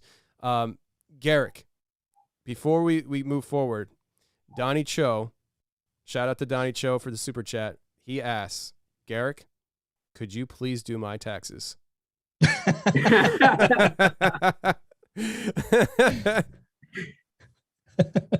I would be afraid to do your taxes. Garrick, you might. I would be afraid. I'm afraid to do my own taxes. You might want to stop being afraid, you freaking numbers wizard. You might actually make out pretty well. So you might have a new business on your hands here, doing people's lives. Yeah, doing the taxes of the Confessionals audience. Yeah. That's fantastic. All right, listen, Garrick, is it safe to open up the phone lines, or do you have more things you want to break to us? There's only one thing I want to tell you that happened to me this week. It was another odd experience, and what I feel is a true glitch in the Matrix. So I had run to the grocery store really quick to grab something that we needed for dinner. As I was coming out of the door, my whole body just jerked, like, I don't know, like some sort of jolt. I didn't feel, anything poke me. I didn't feel, any sort of electricity or whatever. It was just, I was just walking and all of a sudden I just jerked, like my whole body just twitched. As soon as it happened, I instantly forgot where in the hell I parked. It's like my brain was just white for a split second. Whoa. As I stood there scanning the parking lot, I realized everybody who was walking, putting groceries in their car, were all standing there with this look on their face like, what the hell just happened? How did I get Are you here? serious? No joke. Whoa. Like I was scanning, there was a woman putting groceries in her car and she literally just kind of like looked up and she was just kind of like, she didn't know where in the hell she was. And then like people walking across the, towards the front of the store just kind of like stopped and paused and was like, what am I doing? And then, I mean, this lasted for like maybe 5 to 6, maybe 7 seconds. It was very short. And then as soon as it like was over, I instantly remembered where I parked and everybody just continued like nothing had happened whatsoever. Okay, so pause for a second. Pause. All right, what you just shared, the perspective that you just shared seems like a very unique perspective than the people around you. So if you're saying that what you experienced, everybody around you experienced, but they seem to have just continued like nothing happened, and you're sitting here pondering what just happened, it's almost like what just happened was meant for you. Well, possibly, and it was so big that everybody else felt it. Man. Well, no, I mean, like what if the architect, whatever, did this to you and the people around on everybody had the same thing happen to them, only you were the only one that was able to consciously experience it in the moment and be conscious enough to understand that this is bonkers. Like everybody else just saw a UFO and forgot they saw it like a second later kind of thing. That whole thing that people forget that even happened. It seems like that's what happened to everybody else. But for you, it was like you experienced it. You all experienced it, but we're going to let you remember you experienced it. Right. Yeah. Because I mean, like there was a guy like literally not even 10 feet in front of me who, as I was scanning across looking like, where the hell did I park my car? And I see him and he slows down and he just kind of has this dazed look on his face. And then after it passed and everything went back to normal, he just kept going. And I was the only one standing there going, what the hell just happened? But everybody else was, just back to normal. Server issues. Yeah, exactly. Oh Man. my gosh. That is crazy. And that just happened, what, last week or this week? It was, I want to say it was Monday this week. dude. Or Dude, maybe Sunday I or have Monday, one something. of those 2 days. Okay, Okay. so 1 second, Lee. Yeah. Today's Thursday, the 11th. Is there any significance to the number that that was Monday as far as the date goes? I don't know. What was so the 8th? A phrase will come out. You forgot where you were. Let's see if the number, I mean, it was 8. It's too short, I think, to actually generate anything. What about of 11? value? What about 11/8? 11/08? 11. 11/08/2021. Yeah, let's see. I was even thinking maybe 88. 8 times 11. 11. So 1108. Oh, interesting. It is prophecy, not a game. We're hacking reality in real time. Also, the phrase, the Wow. source of all life and all of creation. And what do you get when you have 8 turned on its side? Infinity. Yeah. Oh my gosh. Dude, I have something Oh. weird to share since I listened to your. Hang on. episode. Alika, 1 second. He was just about to say something. Oh, sorry, Garrick. Go ahead. He said, "Oh," and then you started talking. What is this, Garrick? Well, we get the phrase a sign in November. This is November. If that was a sign of something, I mean, it's just weird how you start finding these interesting phrases. Yeah, very interesting. Alika, what were you going to say? Oh, before you go, Alika, everybody, the call-in number is on the screen now. So if you want to call and chat with us and ask us a question, go ahead and give that phone number a call, and we'll get to you as soon as we can. I have the call-in studio here open, and it should be good to go. Listen, friends, if you call in, we're not going to spend 30 minutes with one person on the phone. So you'll ask a question, we talk for a few minutes, and then we got to move to the next person or just conversation, all right? We got to keep it moving. But feel free to call in if you so choose. Alika, you're up.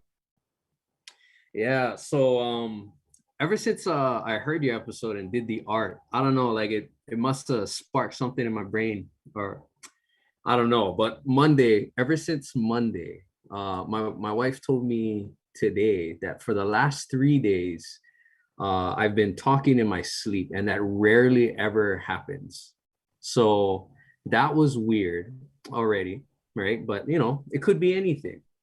But then, so one of my best friends and my business partner, Jeff, it's weird because he'll wake up in the middle of the night and I'll wake up at the same time, and we'll always be like, "Oh, it was you, man. You're the one that woke me up. You're the reason I couldn't sleep." But it's just like we're kind of linked in the head somehow. But he just told me today, like he sent me a text. He's like, "How you been? How you been lately?" And I was like, "Oh, I'm kind of tired today, but I don't know." Diana just told me that I've been talking in my sleep for the last 3 days, and that never happens. And then he starts cracking. He was like, "Oh my God, dude, no way," because he's been talking in his sleep since Monday night as well. Wow. Whoa. Like, So I don't know what this episode did to my brain. Maybe it unlocked me. Let me know. Get to a different tier in the player levels. But yeah. So we got Alika starting Monday talking in his sleep. His friend started talking in his sleep when this Matrix glitch happened for Garrick, and then there's me. Nothing happened to me on Monday that I can remember, but I would say we're in the 11th month, right? November. And today's 11/11, and Monday was the 8th, and I stayed up all night, and I went to bed at 8 o'clock this morning.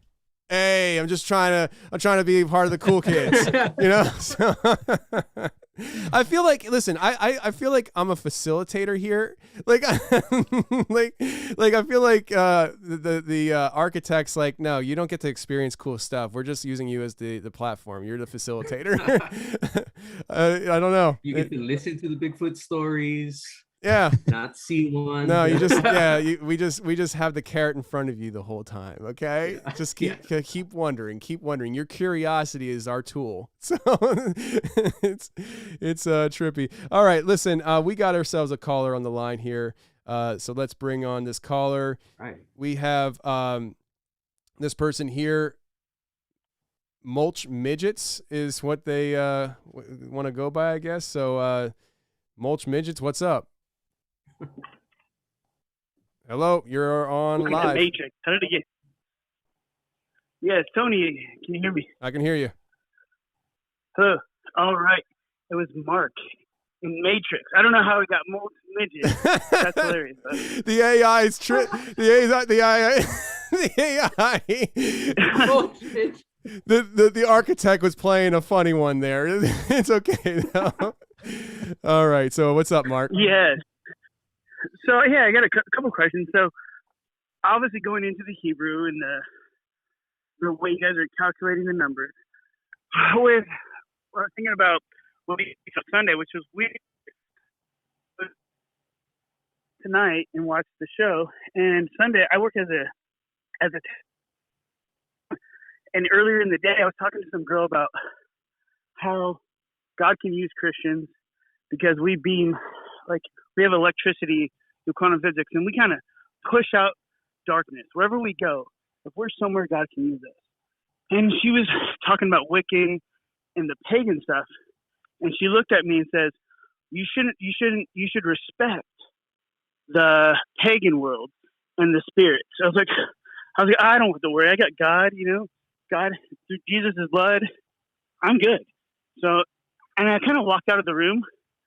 Literally that night, I took a spot at the podium, which is like you waiting as people come into the ER and you're kind of filtering them in and out.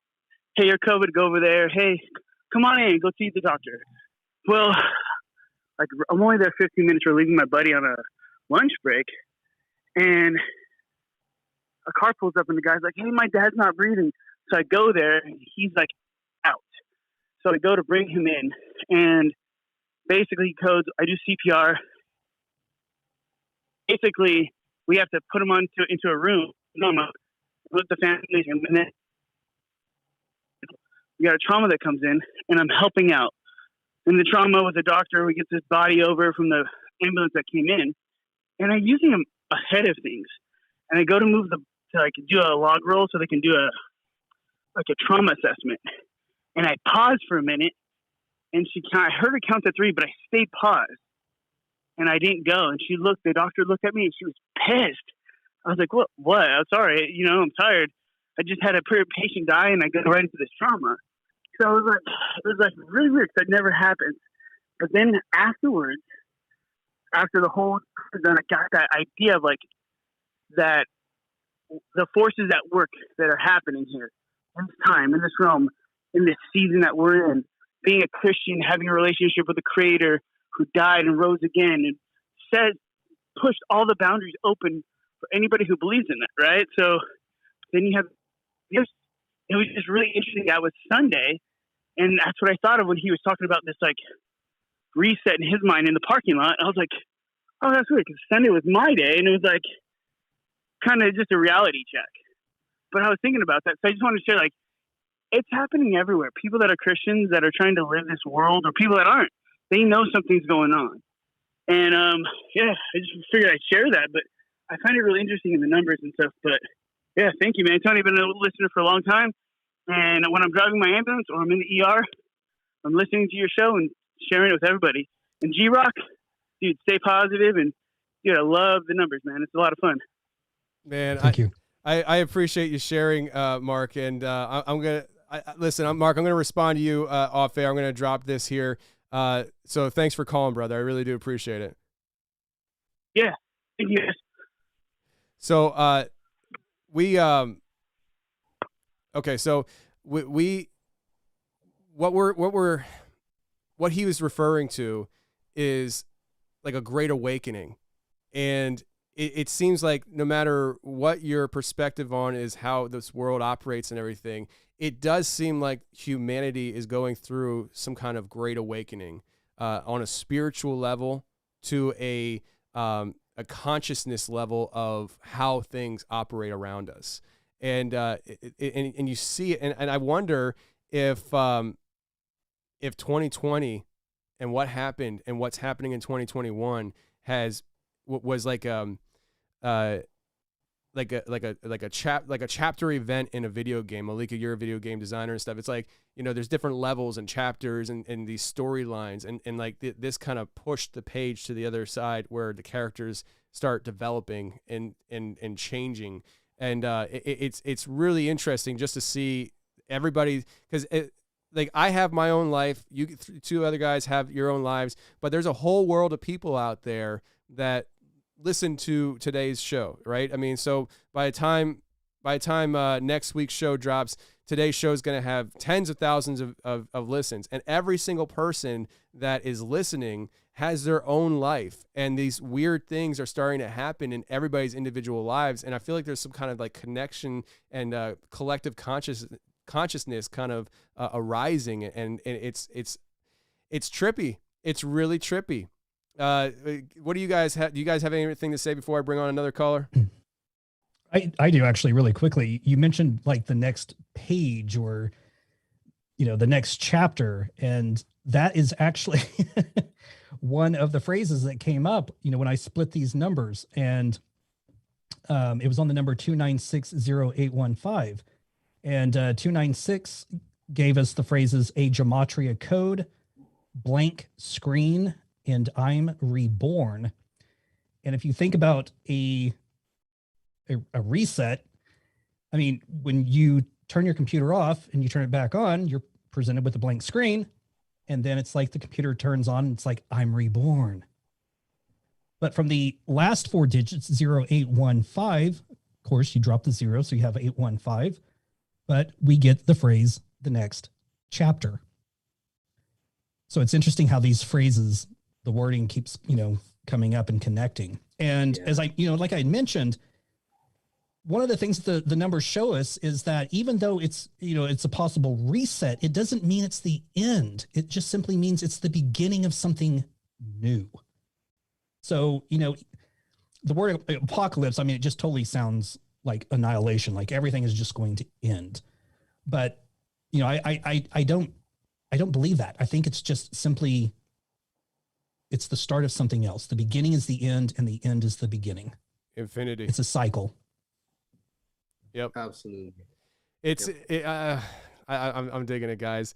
All right, let's bring on another caller here. Right now we're bringing on George, and he's calling about a major event in the world. So George, you're on live with Tony Merkel, Garrick King, and Alika Svanehi. Is that your last name, Alika? Nahe. Yep. Nahe. I'm trying to learn how to speak Hawaiian. So George, how you doing, man? I'm good. How are you, Tony? Thank you guys for your time, and I've been digging this show. Awesome, man. Awesome. What do you got for us? It sounds interesting.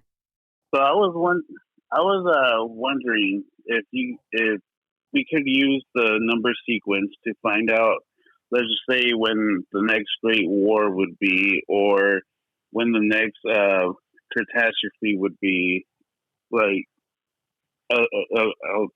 like I know COVID is the thing right now, but I'm saying like the next like major earthquake, let's just say like that, or major event like that. Is there any way that you guys could see if you guys pull that up through the algorithm?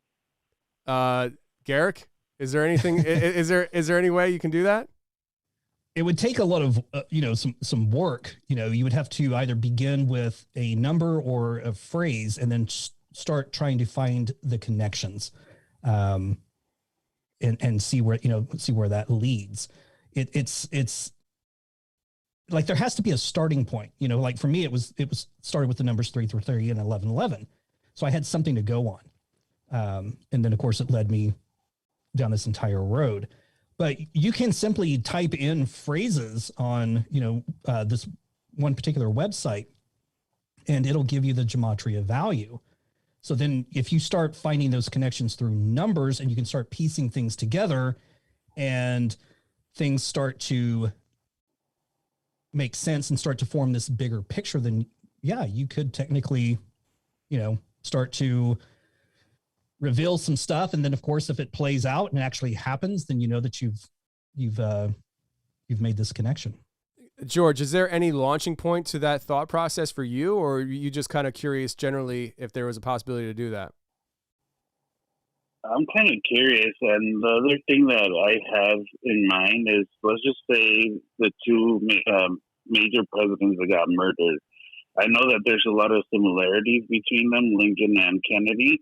So I was wondering if there's any way you could plug in the numbers and see if that correlates to if there's anything that is similar, and then if it could predict, let's just say, the next situation like that might happen. That's an interesting thought process. That really is. I really kind of Garrick, that's some homework for you. I know it's stepping outside of the 1111 matrix code, but it'd be interesting if you could, especially the more you get more familiar with how all this stuff operates and stuff. It'd be really interesting to hear if you come across any other code breakers. In fact, if Bob's listening right now, it'd be really cool if you sent Garrick some new numbers that would tell us anything outside of whatever is available, Bob. I mean, I'm not real picky. I just I just want to know stuff. Always listening. Listen, George, that's some good thoughts, George. And I think, George, I think we're building up here to have Garrick back on again for another show here. So, I mean, just make sure you're tuning in and stuff. Some of the stuff will be just on the podcast stream, but some of the stuff will definitely be here on YouTube, because I'm all about promoting those who should be promoted, and he's got a YouTube channel now, so we're promoting that. So, George, I appreciate the call, man. Thank you. I appreciate you guys' time. Take care. Good night, you guys. See you. Good Night. All right. So, everybody watching right now, again, this show's called 1111 Matrix Code. That is also the channel for Garrick. That is his channel name, 1111 Matrix Code. Please go ahead and subscribe to his channel while you're here listening to us talk. The person that looks like me on the screen is not Garrick. If you're just tuning in, that is Alika. Garrick's soft-spoken, so Zoom hasn't switched over yet. So anyways, guys, do you have anything you'd like to add before I bring on another caller? No, I'm good. All right, so let's bring on another caller here, and this caller is Travis, and he is calling about the God is love statement that was mentioned a little bit ago. So, Travis, what's going on, brother?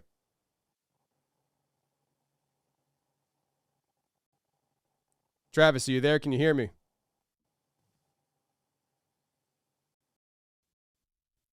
I think we're having some tech difficulties here, so I'm going to put Travis. I'm putting you back in the queue. I'll check back in with you in a few seconds here. Now, Garrick, if somebody came to you with like numbers that were significant to them, do you think that you would be able to maybe with the like? Is that something that you would be willing to do if people are throwing numbers at you? Would you be willing to take those on and help people? And that, listen, I'm just telling you right now, that's a can of worms. If you open up, it's going to be hard to put back together. No, I'd be more than happy to help people if they're seeing numbers and they're trying to find connections. Yeah, I'm more than willing, because I mean, I've been through this, and I just wish someone had been there to kind of help me along with it. Because again, this has been 12 years that I've been dealing with this, and, just finally this year, that's a long time to sit there and go and see these numbers and not know why. Yeah. And that's a very pure heart, Garrick. I appreciate that. Everybody watching right now, if you're watching, you haven't done it yet, hit that. No, I don't want to say hit. I want you to abuse the like button. I want you to smack it like it insulted you. So go ahead and smack that like button and help the algorithm on this channel, my friends. All right, so let's bring on Travis again. Let's try Travis one more time before we move on to another caller. Travis, we're trying you one more time, my friend. Are you there? Are you available? Can you hear us, Travis? Oh, That's a bummer. That's a bummer. Travis, I'm just gonna drop you, Travis. Try calling back if you'd like, buddy. I don't know what to do for you. I am trying my best here. I'm pushing buttons, hosting a show, guiding conversation. I got a billion things I'm trying to do. So no offense, Travis, but if you want, go ahead and give us a call back. Let's bring on another person here. This is looks like we got somebody from California who like to know how this matrix code works with Shamika. Shamika is like a Jewish code. I'm assuming that I don't know what Shamika is. So caller, what's going on, my friend?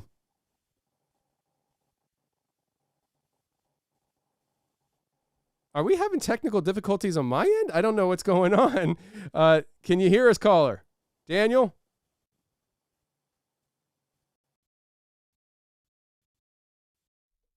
I don't know what is happening here. Oh, you know what? Is this okay, so all right.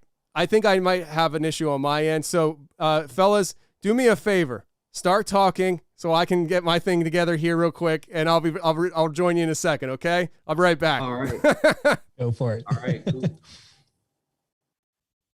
All right, man. I like that Kennedy and Lincoln idea. That those links are pretty eerie. Like, Oh if yeah, you, definitely. Definitely. Yeah, have you like read the list of all those similarities and synchronicities between the two? Yeah, it's very it's out there. But it would be interesting to put those numbers in, those dates and even their names and everything, just to see how the numbers connect, if they do connect. Because there are a tremendous amount of synchronicity there. Yeah, they've got a lot of links. So I mean, it's not coincidence with all the stuff that they're linked up together with. So to verify that with the numbers of their names and maybe like the dates when they were born and all of the events when they were assassinated, that'd be really cool. Yeah, and especially if they line up, I mean, it just lends credibility to the whole entire thing. Yeah, that's even more verification. Yeah.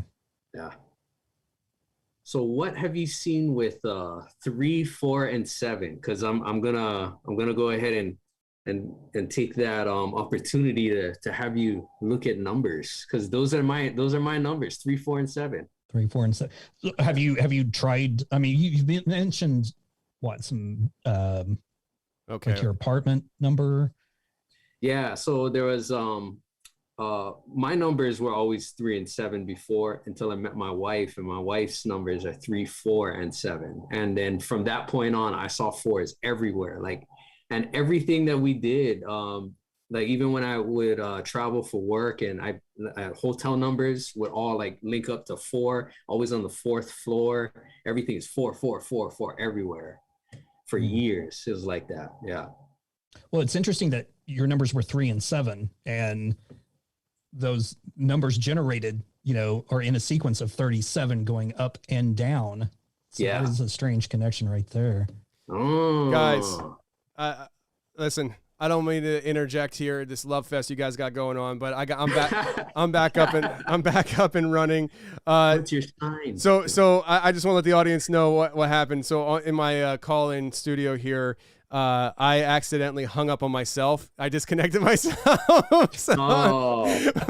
I think when I was ending the call with George, I actually ended the call with me and connected to the studio. So I'm like, "Hello," and I think we gotta get Travis. I think they both called back. So the two people that I hung up on. All right. And in fact, I when I got it all connected again, the last guy I was trying to bring on, Daniel, when I got it all connected, he's in there talking. And I think he thought he was just talking to us. And I'm just like, oh, crap. So I went to go put him back in the queue, and I hung up on him. And then he called back. So it's a big mess around here. I need a live producer. But unfortunately, like I said earlier, my producer's in Hawaii with Alika. Freaking Jack. All right, let's do this. All right, I'm going to bring on Travis here. We're going to bring on Travis and let this conversation ensue that we tried earlier and stuff. Travis, you should be able to hear me. Oh, did I just do it again? Oh, no. What the heck? You know what? I think it's not even my fault, honestly. I think Skype's acting up. No, it's on. What is going on here? Oh, you know what? No, it's good. Now we're good. See, it's a new mixer board too. I can hear you. You can. Yeah, I know you can hear me There now. you go. Yeah, that's my bad. right. I did. Of course, it's my bad. I didn't unmute the. What do you call it? The soundboard. So, Travis, what's Do you going need on? me to send you a BFH? I don't even know what that is. Oh well, I can't use that. I can't use that word. A big hammer. Gotcha. Yeah. Oh, You know, okay. No. Solves computer problems, man. Yeah, I'll tell you what. I don't need that. This is a brand new mixer, so it's definitely user error. Travis, what can I do for you, man? You were calling about God is love, right? Yeah, I remember I was sitting there half asleep because I was tired. I just couldn't, hang in there. Well, I woke up right when you guys was going on with all those numbers, and I thought to myself in a little small, still voice in the back of my mind, said, they're going to say God is love or something like that. And I just kept watching, and there it was. And I was like, well, ain't that a nice coincidence or whatever you want to call it. I thought it was just something to bring up, something neat to say, and just I knew what you was going to say when it come right down to it, you know? Yeah, I mean, it's somebody said to me today in somewhere, I don't remember where, somewhere on the internet, they said, there is no coincidences, Tony. And I strongly disagree with that. I agree. No, I don't agree at all. Okay. I definitely think there's such thing as coincidences. I don't think everything's a coincidence. And I think that we're so easy. Well, yeah, I guess I could go for that. Listen, I mean, listen, the word coincidence is in existence for a reason. Of course there's coincidences. It's just not everything is a coincidence. I think some things are easily, you could say are coincidences and they're not coincidences. Like what you were just saying. Yeah. I mean, it was like the architect was kind of gearing you up to tune in, and it wanted you to hear that, So let me be Dr. Phil for you. Are you how you doing? I mean, do you have any kind of did you need that statement in your life? I don't need you to go into detail and stuff, but I mean, do you feel like that was a statement you needed to hear? Well, no, I mean, it's always good to hear it, but I'm very comfortable with with knowing that Jesus loves me and wants everybody to know who he is and the whole rest of it, really. It's just, I was just sitting there thinking to myself, that's what they're going to say. That's what this is going to boil down to, something to that effect. And, there it was. And I just thought, wow, that's cool, That is cool, man. That is cool. Travis, thanks for calling and sharing that little story, man. That's really cool and actually kind of encouraging. I appreciate it. Yeah. I mean, it wasn't much to say, but it was cool, a lot, man, at the same time, if you know what I mean. Yeah, absolutely. Yeah. Y'all have a good one. I love your show, by the way. I'm one of your subscribers and keep up with most all of them. Awesome. So man. have a good one, y'all. All right, Travis. Thanks a lot, man. Thanks for the support. Much love, brother. Right. Much love. That's cool. I mean, and that's the thing. I mean, there's going to be so much because of this episode and the nature of the episode, Garrick, there is going to be so much stuff popping up. So much. I honestly think, Garrick, your life is about to go in a direction that you couldn't fathom a week ago. I really believe that. I really believe that. So let's bring on the last caller that I had hung up on. I am sorry about that, my friend. I am sorry. Listen, I think the first time was, well, they both were user error. Yeah, it was definitely my fault. So Daniel, what's going on, man? I'm sorry I freaking hung up on you. Hey, how's it going? Am I on? Yeah, you're on, brother. You're on. I would like to know about, because I've heard on probably either Sam Tripoli's or Coast to Coast, they had Gematria guy on there, and also a guy he linked it all up with this Jewish calendar cycle called Shemitah. And it's like a 7-year cycle. You're supposed to, it had to do with agriculture, but like you're supposed to work the land for 6 years and chill out for the 7th year. And if you don't do that, it's calamity. And like, apparently there's a 7-year cycle that, if you look at the calendar on this cycle, there's like financial ruin at the end of this cycle every 7 years, and there's a super Sumatra. And I'm wondering if Garrick had ever linked that up with his gematria studies on this cycle. I have not, but it's great information to have, because it gives me another direction to go.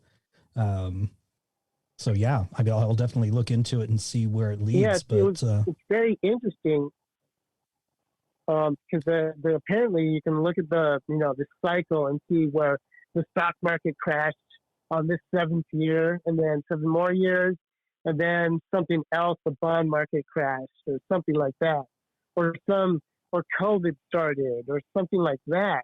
And it's like this weird cycle, and they call it God's calendar, and it's called Sumatra. So I would be so curious if you looked into it and then, got back to us on it somehow, with what you found. All right.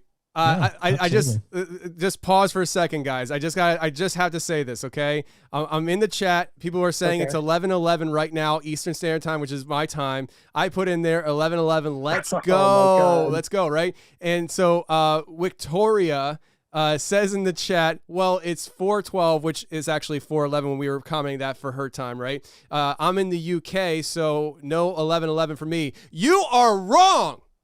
You are wrong, because so we got 4:11, so it's more like we got 4:1, so we got what 1:1, 1:1, 1:1. Is that how it works? So it's still all 11. Listen, you are wrong, my friend in the UK. It was still 11:11 your time. Okay, that's sorry. I'm a little ADD, so I had to cover it when I saw it. So what are we talking about again? The Sumatra 7-year cycle. So if we start at 2008, because 2008 was the last Great Recession, right? Then the next one would have been 2015. Something like that. Yeah. So that means the next one would be 2022. Dang. Yeah, it's like it started and it's going through 2022 or something like that. In which case we're, all screwed up right now, So yeah, that's all. I was just curious if Garrick had looked into it, but yeah, it's interesting. Well, I mean, it definitely gives me a direction to go to, but I think what's interesting is we keep seeing cycles, a 7-year cycle, a 19-year cycle, a 37-year cycle. And it seems to be by design, which again, kind of lends into this whole simulation. Yep. It's very weird. Indeed. I saw 11:11, 12:12, and 1:11 today. It's crazy. Yeah, and Garrick said on the show. I mean, he said, when people hear this, they're gonna start seeing the stuff, and it's proven to be true for a lot of people that heard the show and watched it on YouTube, and it's just interesting. And I've seen it just because everybody keeps sending me screenshots of stuff. So it's like, I'm bombarded with stuff, and it's like fun times around here. I like it. I dig it. I do think it will awaken something in people, and they will start seeing these numbers. It will start becoming obvious to them that they're seeing them repeatedly. I think the best thing about it is that it keeps letting us know that it's a cycle, and a cycle is nothing to be afraid of, because there's no real end to it. So it's very hopeful to see that everything repeats. Yeah, absolutely. Hey, Tim, I appreciate you calling, and thank you for your patience in my user error. I hope to get better with my. Hey, no problem. Yeah, listen, I just got this brand new computer last week on Friday, okay? And it came in. I told you guys I was waiting on it for a while. Hopefully the stream is a lot more smoother because the old computer I have sitting right here next to me, I'm still transferring files. That thing was glitching and everything. So we got the new computer, and then my old mixer board was not working the way I wanted it to work with the new computer. So I went out and got a new mixer board. So I'm learning how to use this thing, and then I'm doing a live stream with the call-ins, and it's all crazy in here. But I appreciate your patience. All right. Hey, no problem. And thank you for doing this. Absolutely. I hope to do more. Thanks a lot for listening. All right. All right. Bye. Bye. All right, guys. Listen. This stuff is tripping me out in the sense where I was, while you guys were talking and stuff, I was just looking at the chat a little bit here, and I never know how to pronounce people's names, so they always have weird names, and they don't ever put their real name, you know.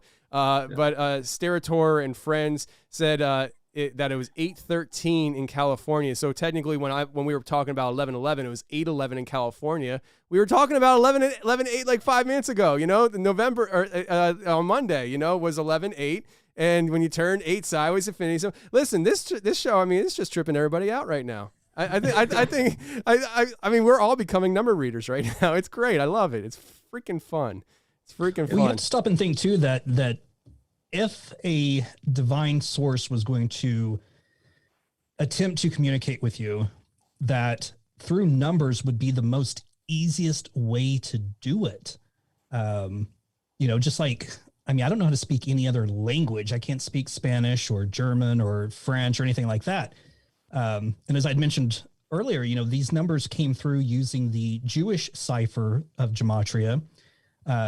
In English, if it had come through Hebrew, I would have no idea what it was saying. I would, so giving these phrases using numbers that I can recognize and make sense of is a simplified way of communicating with me. It's a simplified way of the simulation communicating with everybody. Yeah. And every culture has a numerology practice. Every single one. Like in Hawaii, in the Hawaiian culture, 4 is the power number. That's the number of stability. So that's the number where everything's based off of. But we also pay attention to 3, 5, and 7 as well. Like those are important numbers to us, and all multiples of 4. So every culture's got it. Like Chinese, all the way down. Japanese, Indian, everybody. I just had an epiphany thought, and as fast as it came in my head, it was gone. I literally was, I had something. I was like, oh snap! And then I was like, let me let Alika finish saying what he was saying, and it's gone. Damn. It happens. Pull it back, Tony. Pull it back. It happens that fast for me. That's what. It sucks. It really sucks. I mean, part of it is though. It's literally lack of sleep. I mean, I was up all night and I'm running on fumes. I mean, I was drinking coffee. I still got a little bit of coffee left. I popped a couple caffeine pills since I've been doing this, and so like my brain is just stretched. But freak, man, it's gone. But you know what's not gone? Callers. We got some more callers, guys. Let's get back to the callers. Actually, I recognize this caller. They just called in. So let me, let's just get into him real quick here. I forget your name, my friend. I think it was Mark. Mark, you're there, man. Mark, what's up? Yeah, what's up, boys? Can you hear me clearly? Yeah, we can hear you. So I'm actually out in the. I'm calling because I'm listening. I'm getting an idea. I was just wondering if I'm basically working out, making a circuit for the CPAP for LA City Fire. But so I was like, oh, I got to call this. You guys got an idea. So when you look at the numbers in the biblical context, in the Hebrew, I was wondering if G-Rock and maybe you, Tony, because you're as a Christian, when you look at like Daniel's vision from Gabriel, the 70, the 69, all the 2 different visions he had, numbers are so important. We don't know when we look at the biblical context, the Savior of the world, Jesus, and then the rapture. You hear that in Thessalonians. You see that in Thessalonians. You see that with Enoch, possibly Elijah too. There's so many parallels as we look to this season that we're discussing, this upcoming possible reset or a change of some sort. What are your thoughts on that? We have the book of Daniel is one of the most authenticated books ever. And you have people who look at the Bible as myths. I've been listening to obviously a podcast called I think you had them on, Tony. It was the Blurry Creatures, and they've been on this road. They've been taking down this road into biblical archaeology and history with some of these guys like Judd Burton, and these guys that know and see that there's change taking place, and we're in this place where things are happening faster and faster with government, with belief systems and rights, and the way that people think. It's interesting. So I was just curious on that aspect from you guys. Now we're typing in the numbers, and you're getting these random numbers. I know that numbers are great, but I think it's important that the rudder in our ship, what do you guys make from that? How do you guys distinguish, as you guys are gathering data now, what do you guys take as something you just put on the shelf and you like it, or something you're just like, hey, this is random, whatever, I'm just going to let it go? For you, Tony, because you have so many people on your show, how do you dictate what you take home?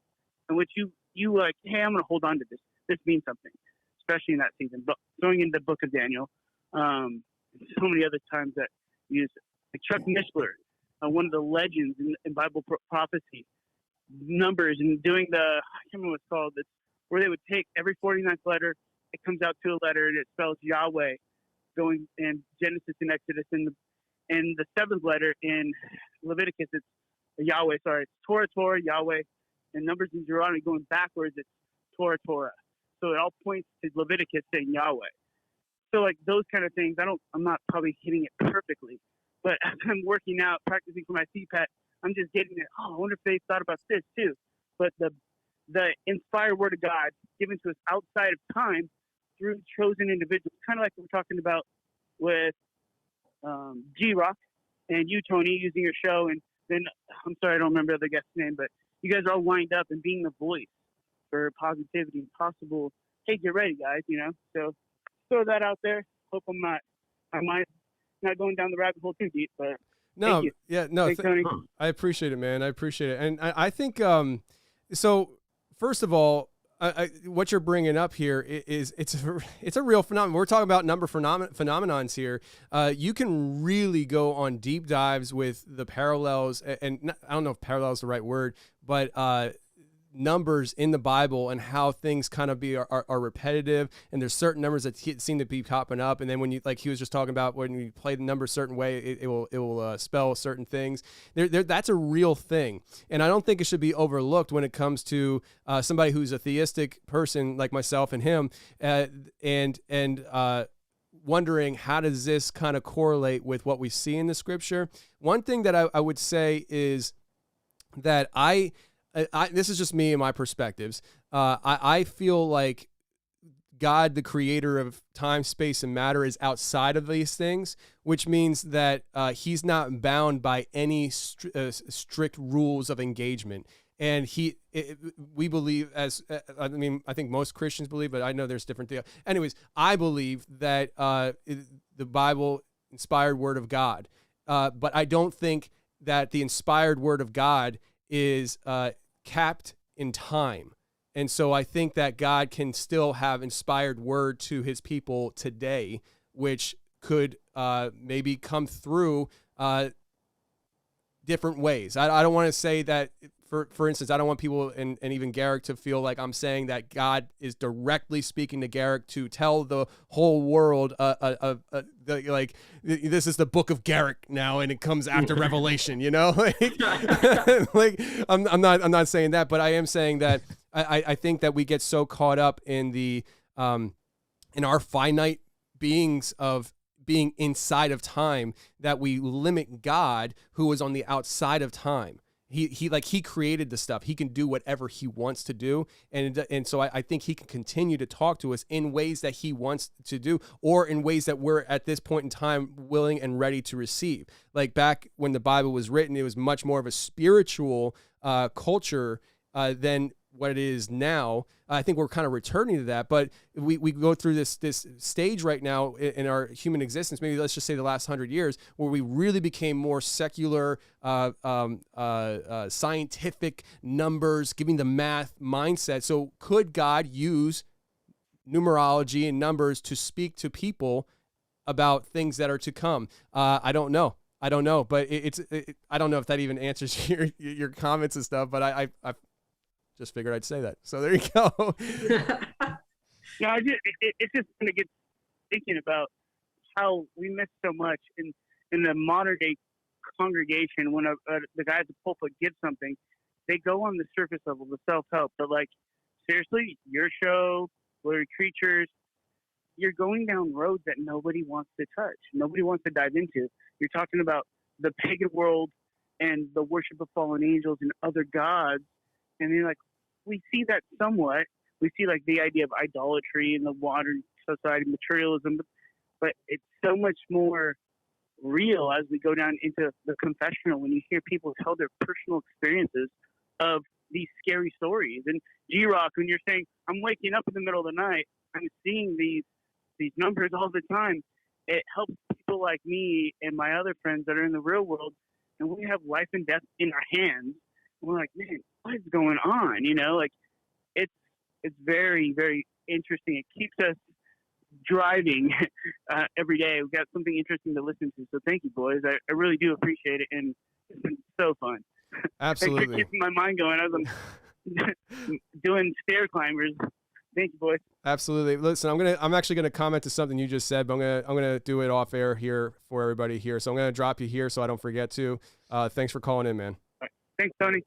You got All it, right, brother. boys. Be safe. God bless. All right. So, all right. So here's something that I've never talked about publicly, and I'm going to do it right now because I know it's coming out next week. I did a cross promotion show with another podcast that we'll be releasing, I believe, next week on Friday.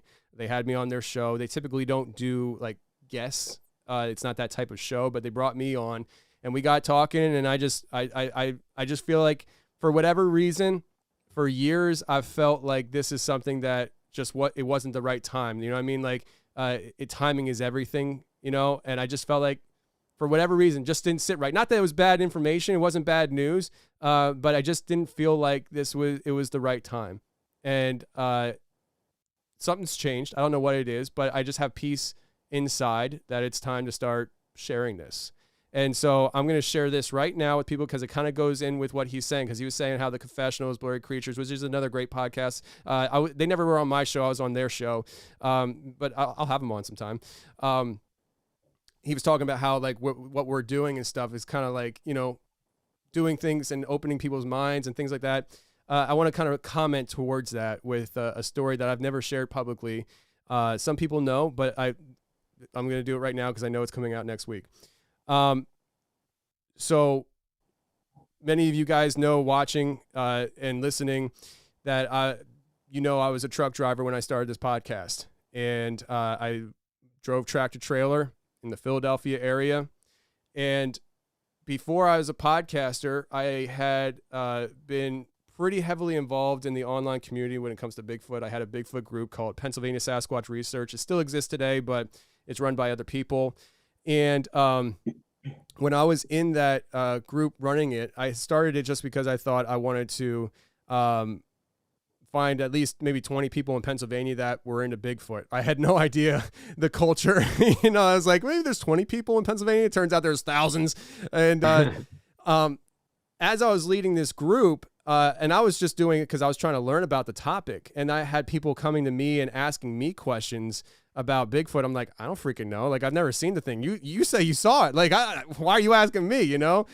So it kind of put me in this position where I was kind of in new grounds, new territory. And when I started reading a lot of the comments and the threads and stuff, one of the very common things that would pop out in these threads was people saying things like going into the woods is a spiritual experience for them when they're looking for Bigfoot. Like, going out looking for Bigfoot in the woods was a spiritual experience. And that was new to me. Like mind you, this was before the Confessionals existed. I was just doing the Bigfoot stuff online. I hadn't even come out publicly that I was into the topic. Like, I was like my secret little life, you know what I mean? And it just didn't sit right. And I was like, this is weird. Like, what the heck? And so, like, I'm in my truck, driving my truck, and I'm praying about it. And I was literally asking God, I was like, I don't know if this is the right community I'm supposed to be in. Like, I don't know if I should be talking and I didn't know. Like, I just was like really kind of put off. I was like, this seems not like the thing that I should be involved in. And very clearly, I felt the Holy Spirit. The Holy Spirit came up in conversation today, I think, with Garrick. I felt the Holy Spirit say to me that he put me in this community to affect change. And I was just like, okay, that's okay, you know? And so I came home per tradition. Whenever I felt God speaking to me, I would come home and tell my wife so that she would be my my witness, you know, because I believe that God still speaks to people today. And not long after that, I don't remember how long, but not long after that, I wasn't even praying. I was driving down Germantown Pike in Philadelphia, and I literally wasn't praying. Like, I wasn't even like meditating or anything. I felt the Holy Spirit speak to me again, very directly, very specifically. And I felt God tell me that one day I'm going to podcast and I'm going to work with Wes Germer from Sasquatch Chronicles. And wow. I was like, I never even talked to that dude. Like, I listened to his podcast here and there, but like, I don't know Wes Germer. Like, what the heck, you know? And so I went home and I told my wife is my witness to this. Like, I went home and I told her, I said, hey, I felt God telling me that I'm going to be a podcaster one day and this is who I'm going to work with. And she's like, really? I was like, yeah, I'm just telling you. So you know. And I'm not kidding you. About a month later, I backed my truck into the dock at work and I'm wrapping up the day and I'm cleaning out my truck to go home. It's dark out and my phone starts ringing. It's a FaceTime, Facebook Messenger call from Wes Germer. I've never talked to the guy my entire life. Ever. And he just calls me. And we talk for 45 minutes in my truck. And in the first conversation, he's like, you know, I think you'd be a good podcaster. And I was like, bro, I already knew you were going to say that. You know? And I didn't tell him that. I mean, I've told him since then. I let our friendship blossom and develop into a good friendship before I hit him with, hey, I knew you were going to call me before you called me. You know?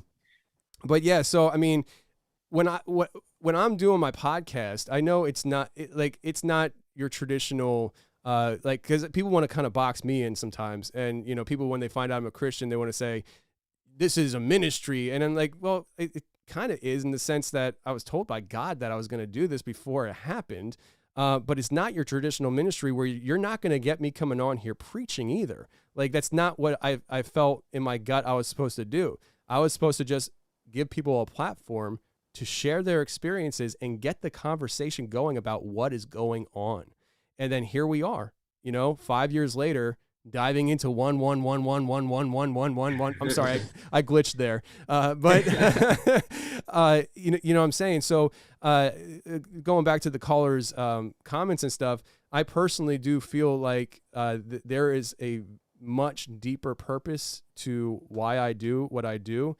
And yes, I do feel like I was commissioned to do this in a sense. Not even in a sense. Like, I wasn't thinking about podcasting until I was told I was going to do it. Like, that's just honestly God truth. I was very happy driving a truck and very happy with my life the way it was. Like, I didn't need friends, you know, I wasn't lonely. I was very happy with my wife and just being subpar, you know, like I like the ambition side of me was not, but like, honestly, like like I completely changed in those moments leading up to this podcast. There was an ambition that came into my life that I never had before. Lindsay married a completely different person than what I am today. I was a very lazy person when we got married. Now, granted, I was like 21 years old, but the passion and desire for life wasn't born until later in my life and in my later 20s. And it really turned into high gear when this whole podcast thing happened. I was an entrepreneur and I tried doing other things, but nothing really hit until this podcast thing happened. And all of a sudden, like this whole other gear that I didn't know existed just kicked into overdrive. And like, it was like God brought people to me who were like-minded and who were on somehow the same mission in a sense. Alika, you're one of them. I mean, like, if anybody is not familiar with how Alika and I got connected, it was during the the Vegas shootings. So Alika put out a post that went viral, and he had people who were at the concert that were getting shot at contacting him with their story. I saw Alika's post and I was like, dude, how are you getting these people to contact you? Him and I start talking. In less than a week, I'm interviewing 2 people who were in Vegas during the shooting, one at the concert, one at the Bellagio, who had shooting there. In less than a week after the shooting happened on a Sunday, October 1st. And by that Friday night, I'm pulling an all-nighter interviewing 2 guys, one in Canada and one in California. And side note, why couldn't the mainstream media do what I just did as a truck driver? Right. You know what I mean? Like there's a problem here that a stupid truck driver in a truck can get a hold of these people for interviews, but they couldn't. But that's how we got connected. And then, you know, as time went on, we just continued to talk. And then you tell me that you're sketching things to my episode because you started listening to my show. And it just kind of, it was a very organic thing. And it's just like, it just happened, you know? And so, anyways, I just kind of went way off topic maybe, but I just wanted to kind of maybe comment to that because I know it's coming out next week, that same story I just shared through somebody else's podcast. Garrick, are you still with us? Are you still awake? I'm sorry if I bored you. I'm still here. Yep. But I just think, I really think that there is a deeper meaning and purpose to what I do. I take it very serious. I'm not perfect. I know that I don't know what the psyche is with people and stuff, but I feel like sometimes people hear who I am, they hear that I'm a Christian, and they expect perfection in a sense. I'm a very rough around the edges kind of guy. You hear me on my good side because I'm podcasting. I'm enjoying this. I'm having fun, but I'm not a nice person when you irritate me. And I wish I was different in a sense where there are times that I react to people through what I do in a way that I just wish I had a better control of. I walk away sometimes with my interactions with people that listen to the show. Maybe they're trolling me, or maybe that I took what they said wrong. I wish I had better interactions in a sense where I wish I could look back and have more of a less regret. You know, I wish that when I'm podcasting, I did things a different way sometimes. When I listen back to a conversation, I wish I would have said certain things different. I have regrets with some things I've said. I'm not perfect, you know, but for whatever reason, this is what I've been commissioned to do. I really believe that. And for whatever reason, for years, I felt like it was something that I was supposed to keep to myself. And I don't know why. I've told certain people, obviously I've told Wes, but I kind of kept it to myself for a very long time. And then recently I just been feeling like it's time to start talking. And so here we are. So Man, thanks for that, Tony. That was an awesome story. Yeah. So guys, we got 2 more calls here. Let's get to these calls before they drop off because they're like, Tony's so boring. Let me just talk. No. So, oh man. All right. We got somebody calling from Ohio. What's up, caller? Hi, Tony. First of all, what you just said was very nice. Nice that you talk about your faith. Believe me, you're not alone. There's many of us out there with you. So don't feel bad about ever speaking about it. Because if you don't speak up, you know, if you're not walking in your faith, you're walking. Well, there's only one other option, and you don't want to go on the dark side. So never be embarrassed by what you say, or go back and listen to what you heard yourself say, because you're fantastic. Don't worry about that. We love you. Don't worry about that. And Jesus loves you. Anyway, Yes, I know. I'm calling. Yeah, there you go. I'm calling about my experience with 1111. It's been 28 years since I've been flooded with this number. It started around 1993. and it was everywhere, and I couldn't understand it. First time you see it, well, the first time I saw it, it hypnotized me, and I didn't understand it. And then it just became a part of my everyday life. And about 8 years later, in 2001, my husband, I don't want to get emotional, but he was at the World Trade Center and died there. 9/11. And so I figured that 11/11 was coming up all those years because he died in a building that looked like a giant 11. And the plane that killed him was American Flight Number 11, and on 9/11. And so I thought that was the end of it. I thought, I won't see anymore. Well, I didn't even think of it that day because there was a ball of confusion. That didn't hit me till later down the road, all these 11s, because I began to realize there were other people seeing this 11. And that's why I'm calling tonight, because there aren't that many that are in my circle, and it's nice to see like-minded people, and I didn't get often to speak about this. Anyway, I still see it. I saw it today. I see 9/11 all the time. I see my husband's birthday all the time. And oddly enough, I see the date 6/17, which was the date of our first date back in the 70s, which he never ever remembered.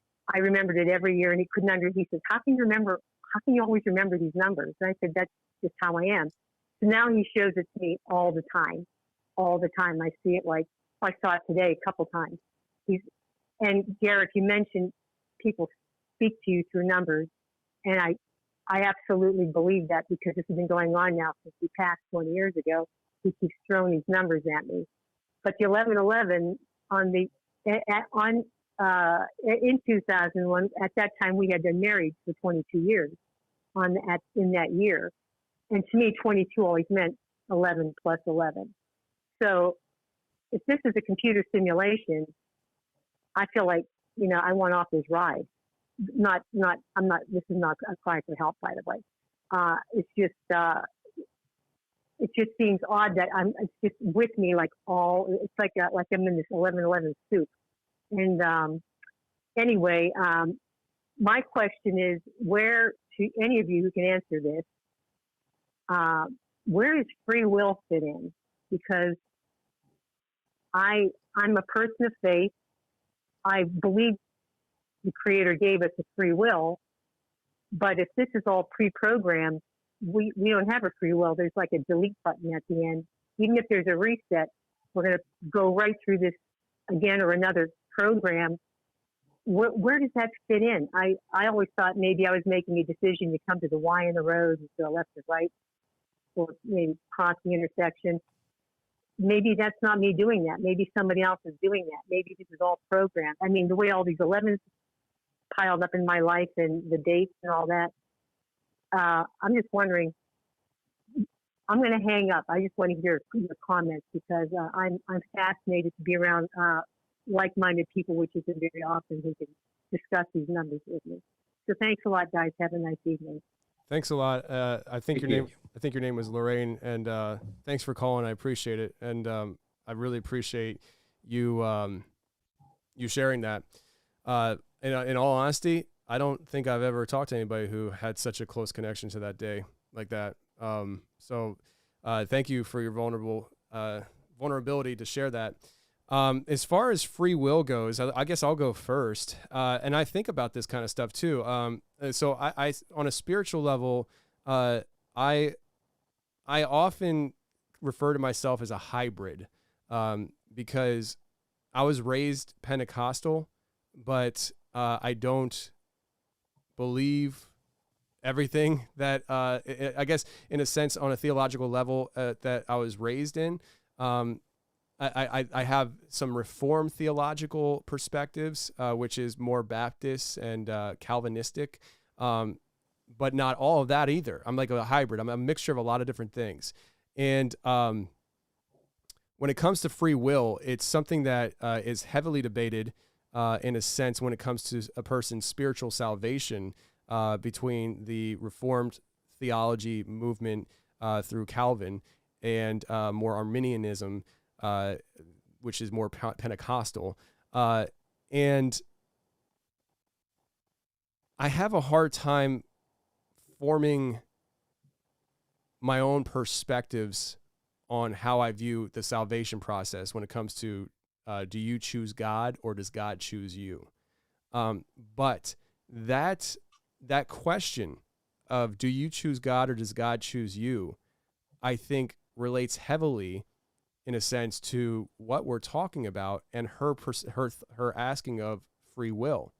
If we were talking about salvation, does God choose you for salvation or do you choose God for salvation? That question can be also flipped as in, does God choose your path or does God allow you to choose your path?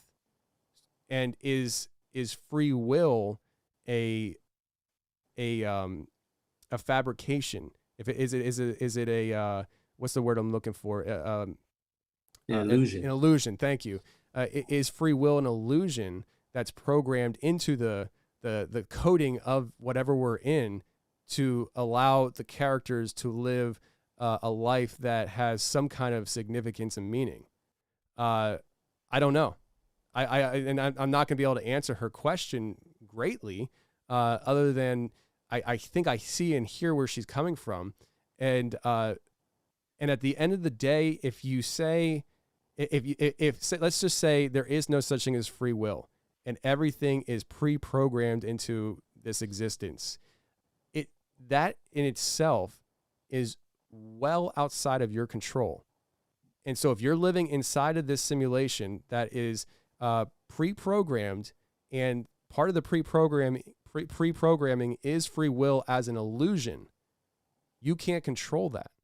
And so I don't know if anybody needs to hear this, but I don't think there's really any need to be sad about things in reality that you can't control.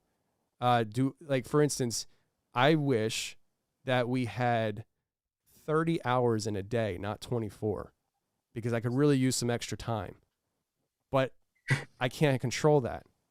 The simulation has been pre-programmed to be 24 hours in a day, 7 days a week, and I have to live within those restraints, even though I don't like it.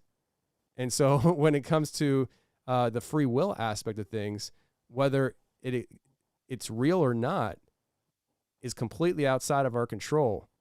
And I don't think we should be crying over it, in a sense. Not that she was crying, but just the idea of being sad, like, oh, what if free will, what if we find out free will is not real?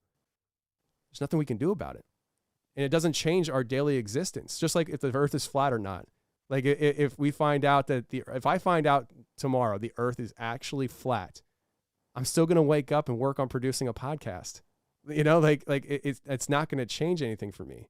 Go ahead, guys. I'll let you guys go. Go ahead. I think free will is part of the simulation, but I also think it's real, because if you look at it as we are programs, we are AI, then we are doing what would be called machine learning.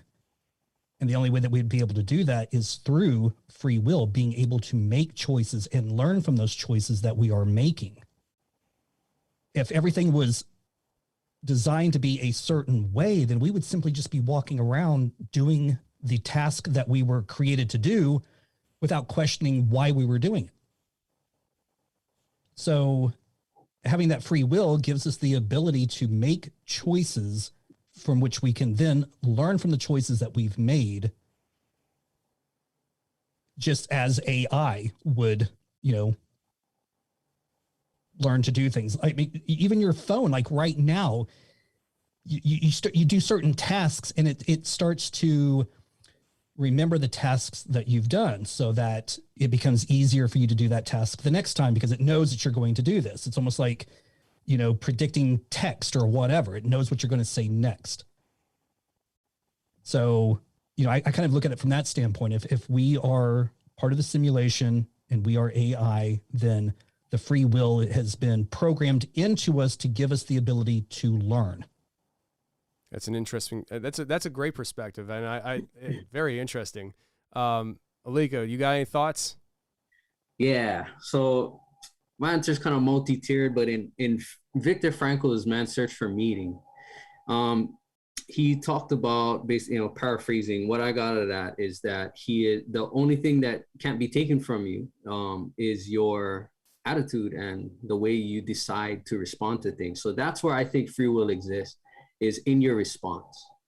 You can choose to respond to any of these circumstances that come up in your own way, and there's always the choice to decide. So with that, that's where I feel it exists. And I personally believe that, like we were talking about earlier, we're all facets of God, right?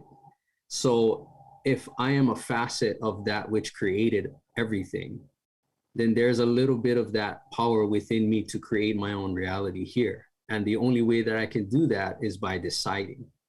I believe that sin is the absence of that realization. When you don't realize that you are of God, that's when you begin to act on your human impulses, and you begin to react instead of respond. So responsiveness, seeing, analyzing, deciding what you want out of a situation, and then responding in that manner to make that happen, that is an act of creation. And that's when you have free will, is when you realize that you're a part of that. You have that power to do that. Interesting. Listen, it goes back to that phrase that came up earlier, I create reality. Right. Yes. Yeah.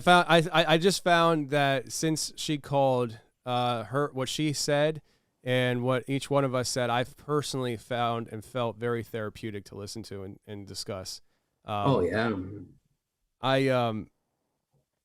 We're almost 3 hours into this live stream, guys. And wow. And I just feel like we got 157 people watching right now still. I just feel I really hope that people maybe are obviously entertained. That's obviously the goal here that I go out to do, but I hope that people are maybe gaining something from these conversations that maybe inspires them to I don't know. Like I just had the sense that somebody listening right now is struggling and dealing with sadness, depression, struggling with why am I here, very existence kind of stuff. And I don't know. I just hope that this conversation has been inspiring people. Before I get too sappy though, let's get another caller here. We got our friend here. Chase is calling in, and Chase, what's going on, friend? Hey, how you doing? Hey, how you doing? Sorry, I'm in here in this pilot, man. Caught me right as I was trying to check out. Oh, are you at the store? Yeah, I walked into I'm a truck driver, so I walked into the old pilot. I'll come back and get it, all right? All right. Well, no, you're good. I just walked out of the store. Just tell them you're live on radio right now. Okay, you'll be back. You can't let the whole world wait, Chase. I know, man. I was trying to buy some beard and oil kit, man, for this luxurious big red beard I got, man. So. I got you. Before you go any further, Chase. Before you go any further, okay. You got to stop with that nonsense. Like the Confessionals offers beard oil. If you just go to the confessionalspodcast.com, hit the store page, I have my own beard oil brand line. What is wrong with you? And why have you not? Yes. Yeah, I'm dead serious, but it's because I don't. I know I don't promote. That's one of the worst things. Like I was just talking about how God commissioned me, right? But he didn't apparently commission me with the skills to promote my own brand. Like I suck at promoting things. So yeah, I do have beard oil. If you guys want to check it out, it's on the website in the store section. All right, Chase, what'd you call about? Well, I think it's on par. It was crazy. So I was listening to your show earlier, and y'all were talking about the numbers and everything, right? So I walk in. My alternator went out on my truck. So I walk into Napa to get an alternator, and the guy, it was the lower price one was like $380 or something, and the other one was like $500. So I was like, well, let me get this lower one, and he was like, here, I'll tell you what, let me give you a deal, and I was like, all right, cool. I rang out. It was $333 and 1 cent. Jeez. So I was like, okay, that's crazy. Like, I'm literally listening to y'all talk about this right at the beginning when y'all start talking about these numbers, and this guy checks me out, and it came to that. I'm like, yo, this is crazy. Like, it freaked me out almost. You know, I imagine you know exactly what I'm talking about. I was like tripping. I'm like, this can't be happening. And I'm like, I even look at the guy. I'm like, yo, I look at the store clerk. I'm like, yo, this is crazy. I start telling him, and I'm telling him about the show. And he's like looking at me like I've lost my mind. Yeah. And yeah, man. So I walk over. I go to put the part on. Well, that part, it didn't. We thought it didn't fit, so I took it back to get the more expensive one. And I'm like, well, there goes that. And dude, the guy gave me the $500-something one. He's like, I won't even tie your card up. You can just keep it for that price. I'm like, wow. Okay. So I'm stuck with 333. Wow. It was crazy. What a deal. Man. The timing was weird. Chase, Yeah, welcome to the deal, Matrix. Dude, I'm not gonna lie. Too bad it ain't my truck. No, man. This whole concept of the Matrix and how this works, I never thought about it before. Now I've seen numbers and stuff like that, but I never thought about it until when he said it. Now I guess now I'm gonna start seeing this stuff everywhere. But another thing that was real odd so I watched the members show, and I was listening to it, and I was like, wow, yo, this is really interesting. Like, the evidence is right there. So I'm like, let me go try this. So I go do a recording app. So I literally a reverse recording app, and I say something personal to it, and dude, it literally said back what I know is in my conscious of what I really feel. It literally gave me that back. What? And I'm like, wow, like, only people that know this is my friends. Like, I really don't know if I want to say what it was. It was a little personal, but not like, I don't know, screw it, I'll say it. Chase, right, you're a freak, aren't you? You're about to say so, something freaky, aren't you? No, Lord, no. No, so okay, so this is wild, man. This is how I know it's like legit. So I was like extremely in love with this Dominican chick one time. Like, absolutely, like, head over heels, like, that was the one. And due to like circumstances, like, we just kind of went different ways. And like, I always knew that was the love of my life. Like, or like you know how like you're deeply in love with somebody, but then you have to move on, right? So it's weird. Like, this is where it's gonna sound terrible, but it's not terrible. But I still haven't put it all together. But so I'm married with kids and everything now, and me and my wife, like, I love my wife, like, I love her to death. But it was weird. Like, so what I said to the recording app was, so I said my wife's name and everything. So I was like, hey Kim, I love you very much. And when I went back and listened to it, it was, yeah, okay, it's crazy, man. It said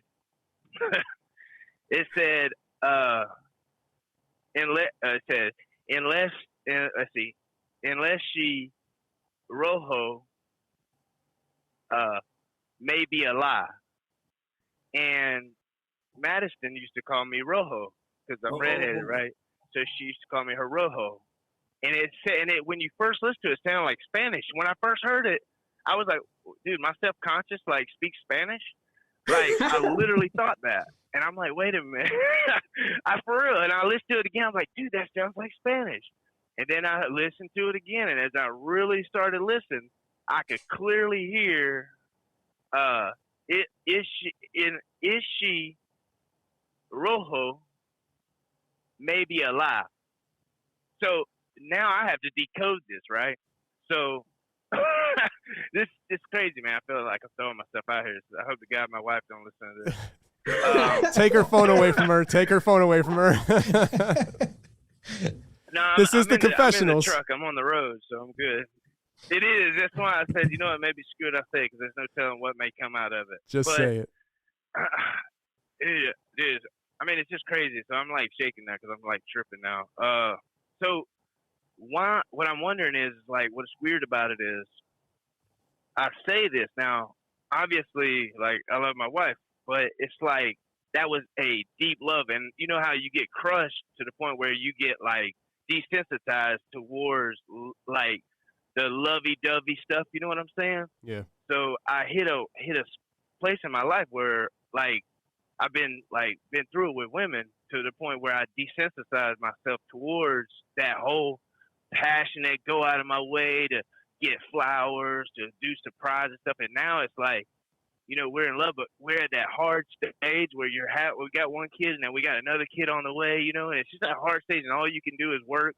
You know, I make sure I take care of my family, and my wife is, you know, everything. So I bust my ass to take care of my family and to do everything I can to make sure we're all good. She's happy and the whole 9 yards.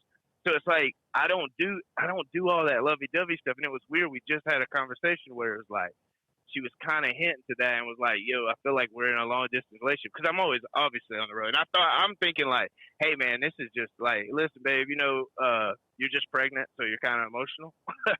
But the reality is like, how did this stuff all has to link? And it's I don't know. It's crazy, man. I don't know how to make of it. Like, you know what I mean? Yeah. Yeah, you're starting to wake up to the Matrix. I'm telling you, man. I understand. It seems like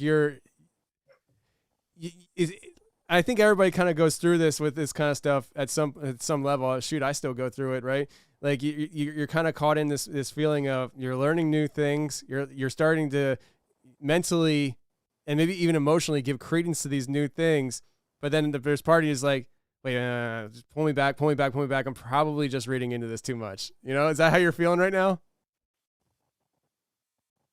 No, because I'm okay. I fell down the rabbit hole like all the way. Oh, so you're just diving in, like you're just going deep dive.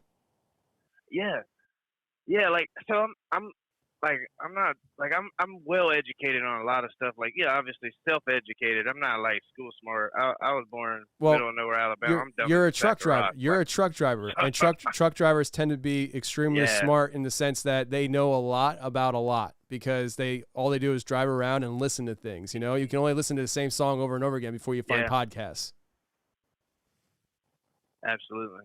Yeah, if it wasn't for podcasts, bro, and if it wasn't for like you, Dark Waters, Vault of Nightmares, like the whole clique, man, West, everybody, man, how could you drive? Like, I couldn't do it without this. So, yeah, I hear you. So, does your wife listen to the show at all? Crazy, man. No, yeah, no.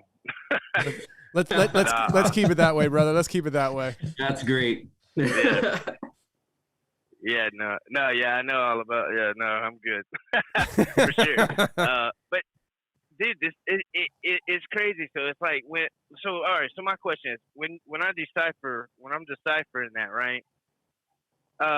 It's almost like because you clearly hear Rojo and you clearly hear maybe a lie at the end.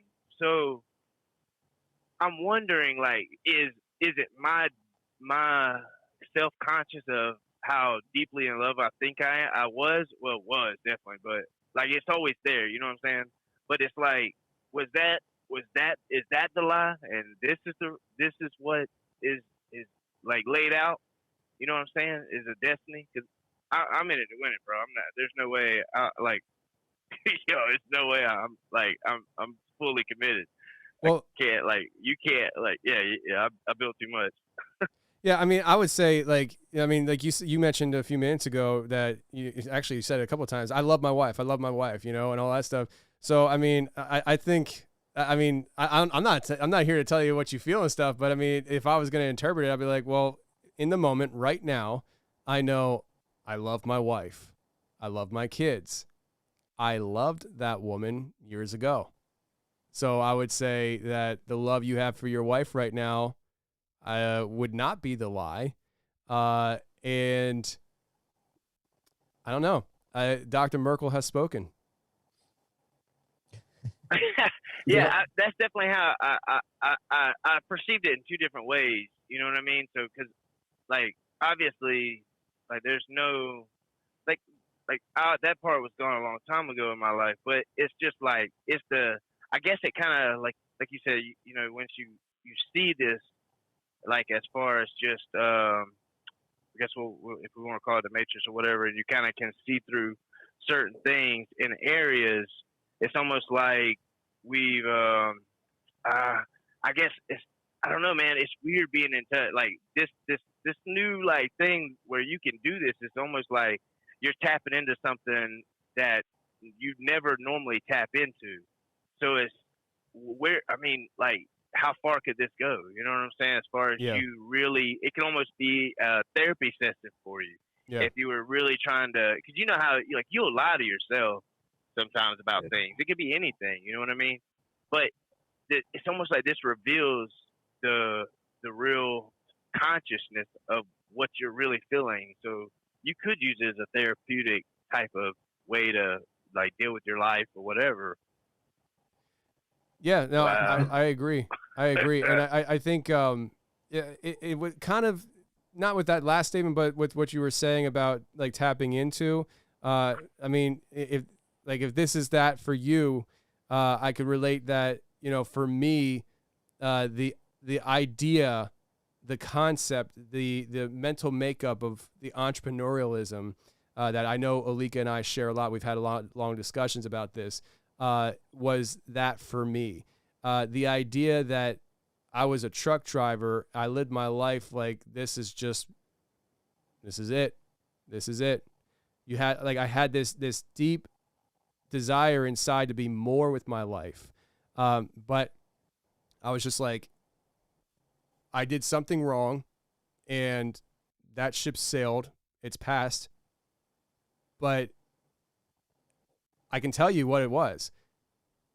What really started changing, then there's been a lot of things that have attributed to it, but the thing that really made me understand that it made me feel like I found a piece of this, I found a key, or I discovered something that is like a cheat code, is when I heard the founder of Apple, Steve Jobs, in an interview from back in the 90s, and I can never totally describe what he said, but he was using this analogy that life is like a bubble, and so many people believe that you can't push through that bubble wall because it will pop and it will break. And he said, but in reality, you can pierce through that bubble wall and just keep going, and there's a whole other reality on the outside of that bubble that you didn't even know existed and was possible. And most people are too scared to even touch the bubble because they're afraid they're going to pop it. And so they just live in this bubble that they feel is just what's there for them, when there's an infinite universe out there that they haven't even tapped into yet because they're scared to pop the bubble they live in. And when I heard him talk about this is when I started pushing into my bubble, and through different entrepreneurial endeavors and things like that. And I felt like I found a cheat code in life, that I'm looking around and I'm a truck driver with guys who've been in the industry for 30 years, and they just ho-hum, you know, this is what life is. And I always felt like there was more to life, and I felt like I found that cheat code. And so I don't know, I just felt like I should share that with you. Chase, the truck driver, I appreciate you. Hey, Chase, Yeah. I think that Yes, I think your subconscious said maybe a lie to help you solidify your dedication. It was a neutral statement to help you decide. Say, no, yeah, I love my wife. And that's it. Wow, yeah. Yeah, because that was, yeah, man. It's this is just really interesting, man. Okay, check this out.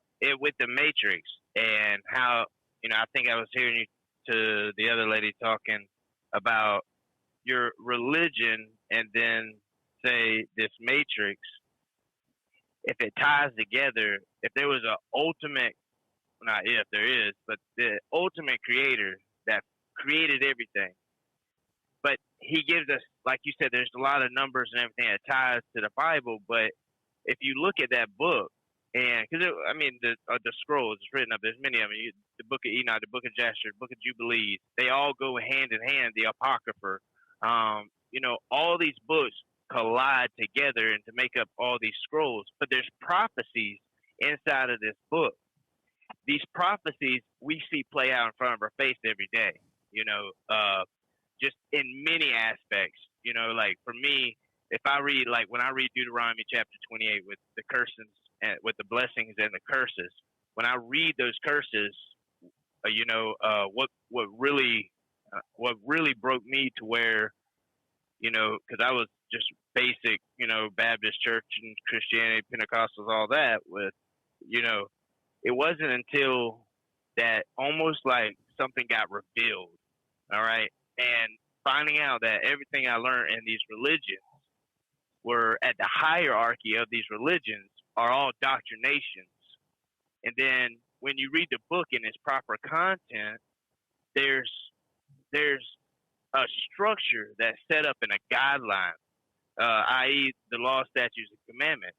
These Old Testament law, statutes, and commandments were given to us for a reason. So when we follow these law, statutes, commandments, which go hand in hand with the New Testament. Even Christ said, Matthew, do not think I came to do away with my Father's law, statutes, and commandments, but to fulfill them, right? So if you're walking in this guideline and you see all these prophecies right in front of your face constantly, but yet there's a whole nother reality almost to this other side of the realm.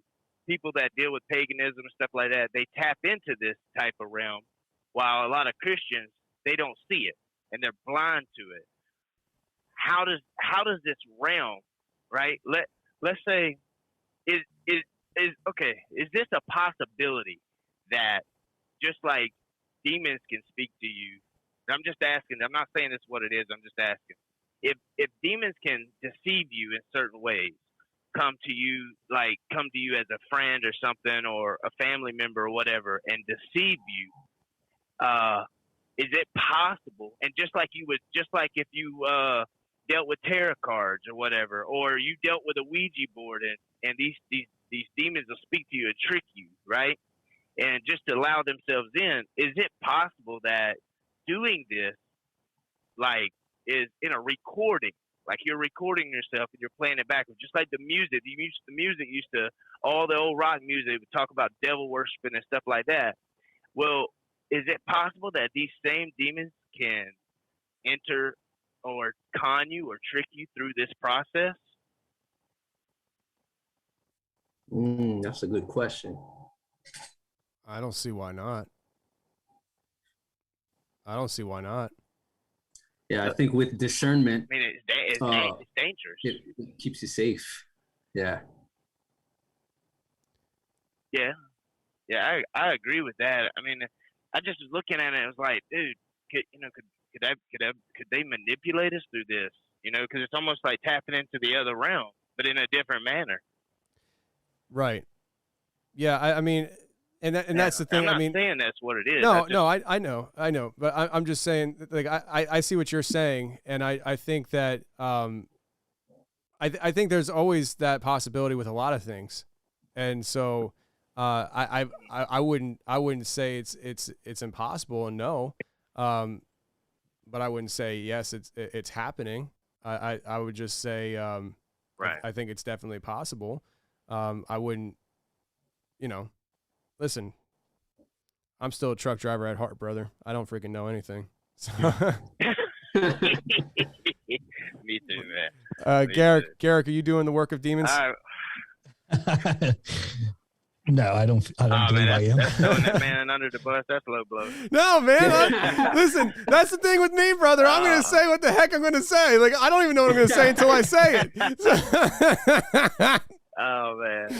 Listen, here's the thing.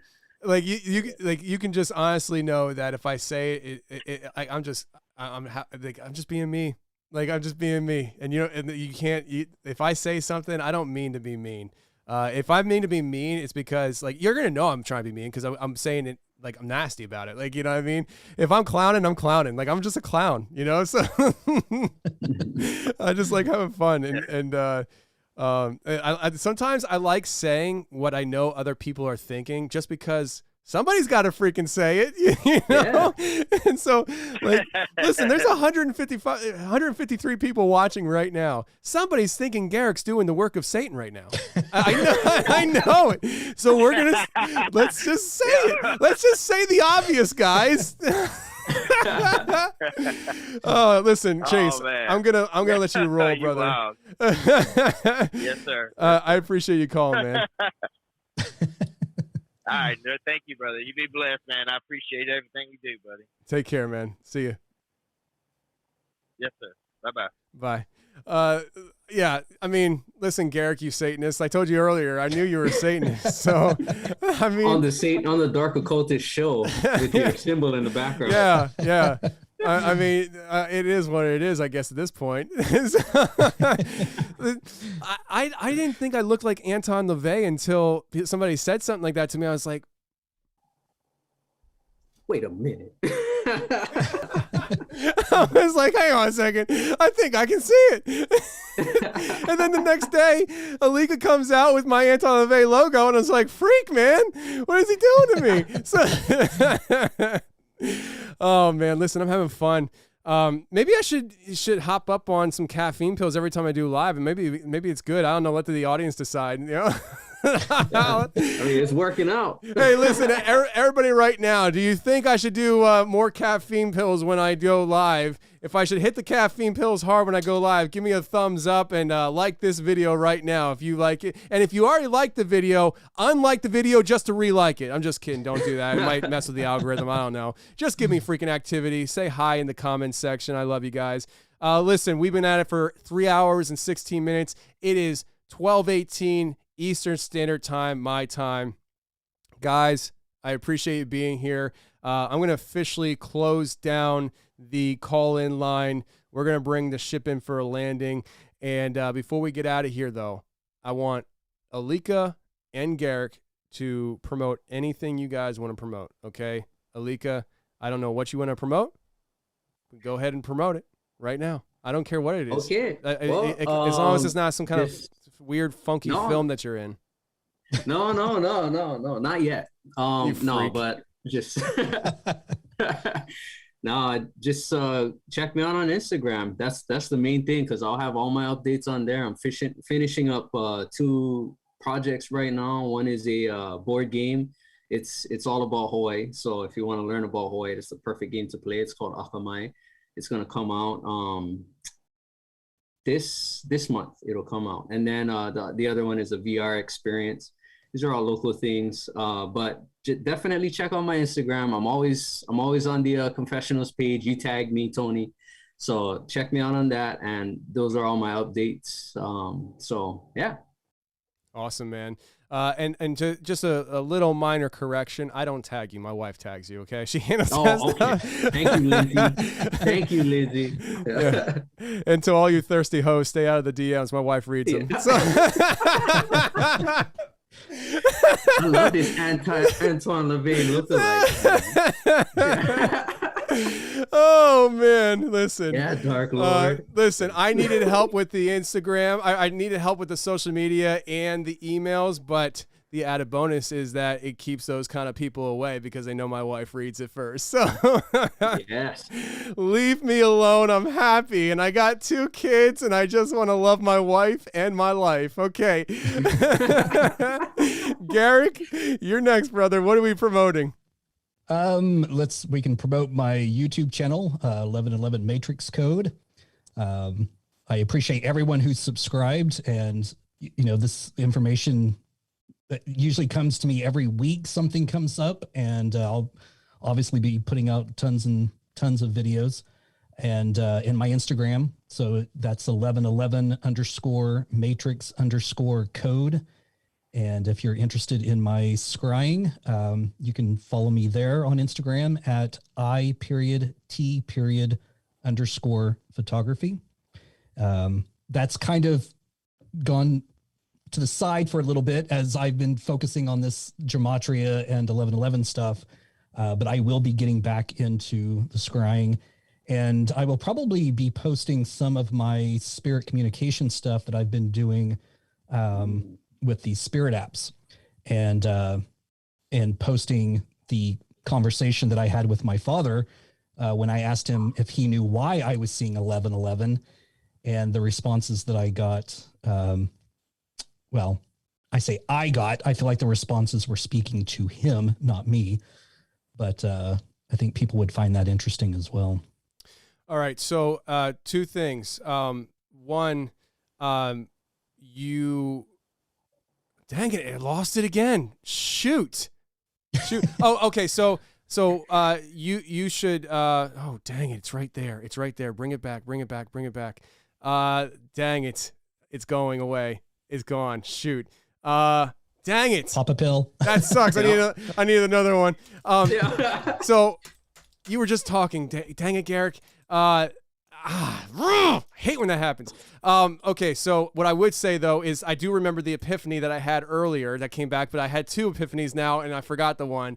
But let's bring back the other one. And it wasn't much of an epiphany now that I remember it. What you should do is you should film yourself when you're doing your studying and your deep dives and stuff, because people are going to want to know. And, oh, Bob, conversation with Bob. Remember that. Okay. Just say that. Okay. If I forget again. So you should film yourself, like videotape. What year is this? Yeah, my VHS recorder. Yeah. Record yourself doing this, because if you have a revelation, some kind of mind-blowing thing, people are going to want to see that moment. And I'm just telling you, as somebody who's been doing content creation for 5 years, you don't know what you visually look like in those moments, and it'd be people.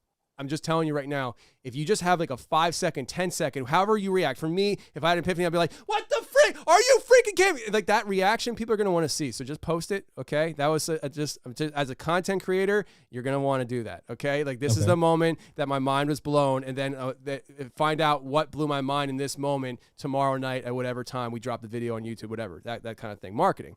What was the other one?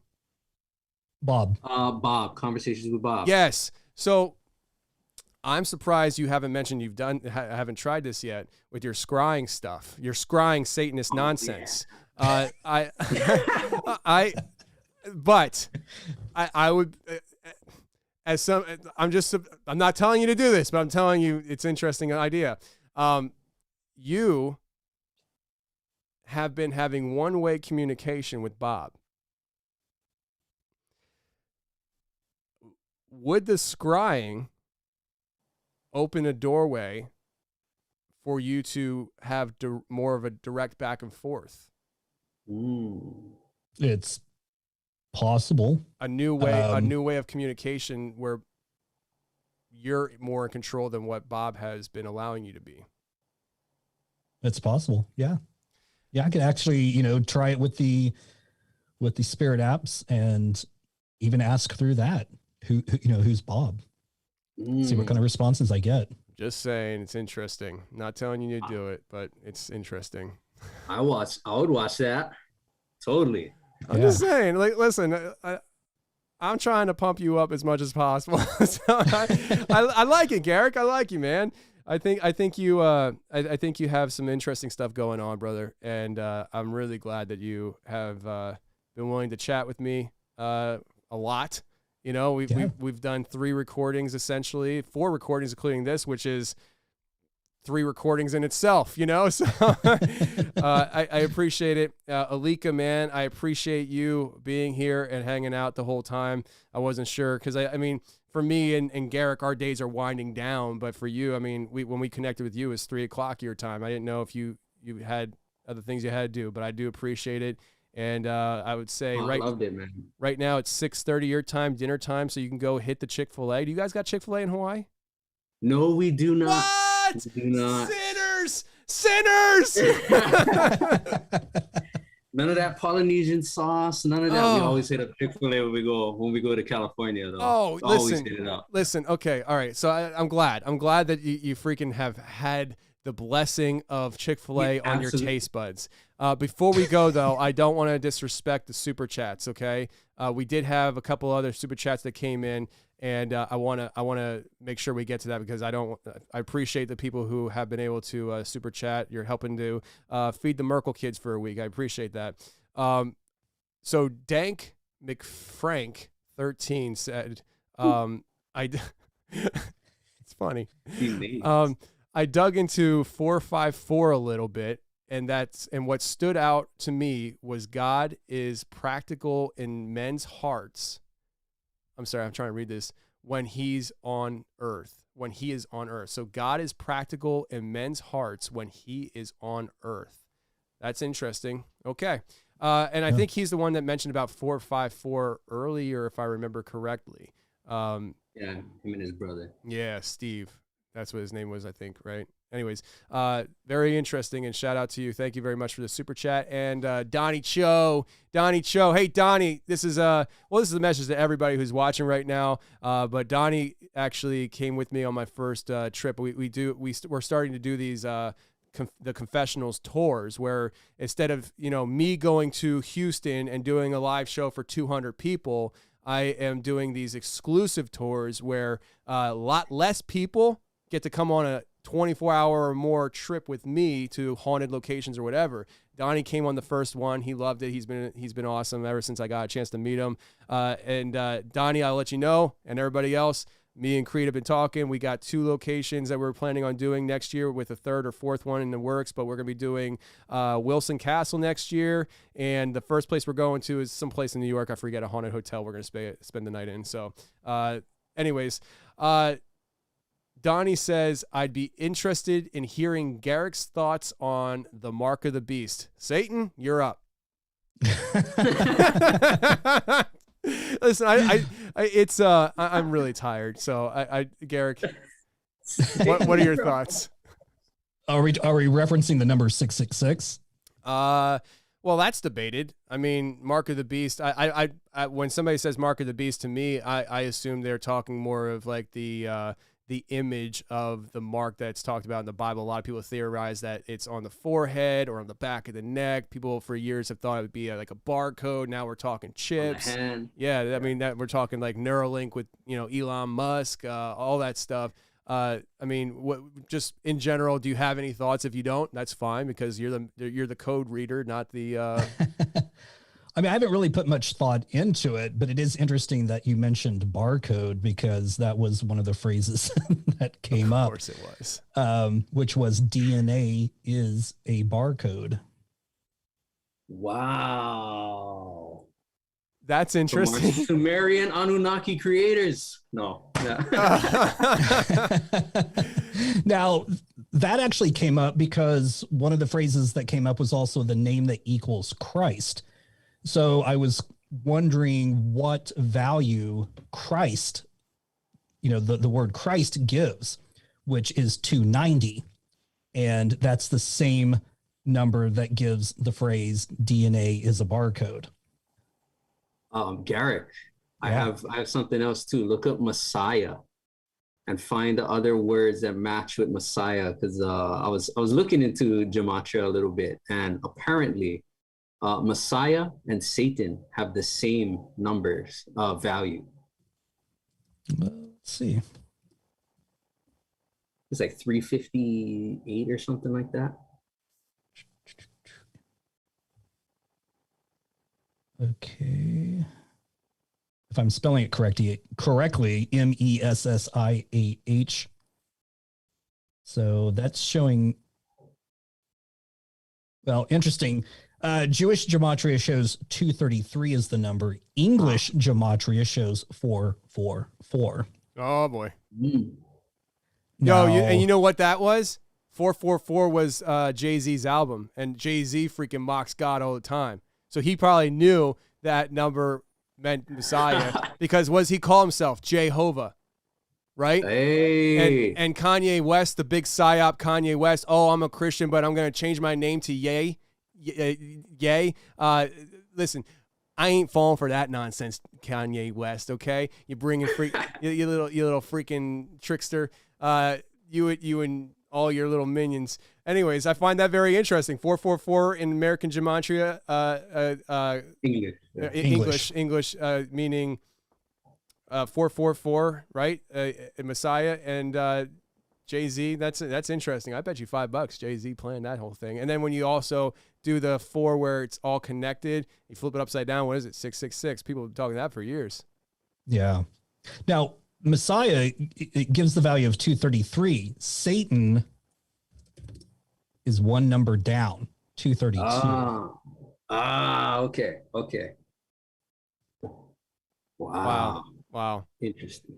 All right, guys, listen, we're going to wrap this up, but I'm going to promote myself now, okay? And anybody who is here and wants to check out some new projects I'm doing, obviously I'm doing Legion of Legends. Follow us on Instagram, Legion of Legends, Legion_of_legends. Follow us on Instagram. Follow the Confessionals on Instagram. Instagram is the main platform I hang out on. I'm trying to build a TikTok, so I think the link is in the below, but it probably isn't actually now that I think about it. Look up the Confessionals on TikTok if you want. I'm going to start doing stuff with TikTok and just brainstorming. But the main thing I want to say to you guys is I had the opportunity to be, I can't say the word right. So I know, guys, there's no N in gematria or gematria. I say gematria. I say it wrong. I can't say the word narrator either. Okay. I say narrator. I can't, I'm not. You just said it. I know I just said it, but when I'm talking and I don't have my wife, the little angel of my wife on my shoulder saying, "You're saying it wrong," I say it wrong. Okay. And so I understand. Okay. I speak for a living and I don't do it very well. But I was a narrator for a Men in Black documentary called Who Saw the Men in Black? And it just came out. It's on Amazon Prime and other playing platforms as well. So go ahead and check it out. It's not in the link of this video yet, at least. If I remember to put it in, I will. But what you can do is go to today's release of an episode with Garrick on YouTube or in the podcast stream. It is in there as well as the TikTok links. All the good stuff is in there. And friends, I do appreciate you hanging out with us and checking stuff out and contributing to the conversation in the chat. I imagine the chat had its own life of its own tonight. And that's what I like. Guys, I appreciate you being here. Listeners, I appreciate you being here. And until next week, stay safe. Wait a second. Next week, like I'm going to go live next week. I have no idea when I'm going live. Just stay safe, take care, and remember, the truth will set you free. But first, it'll piss you off. Bye.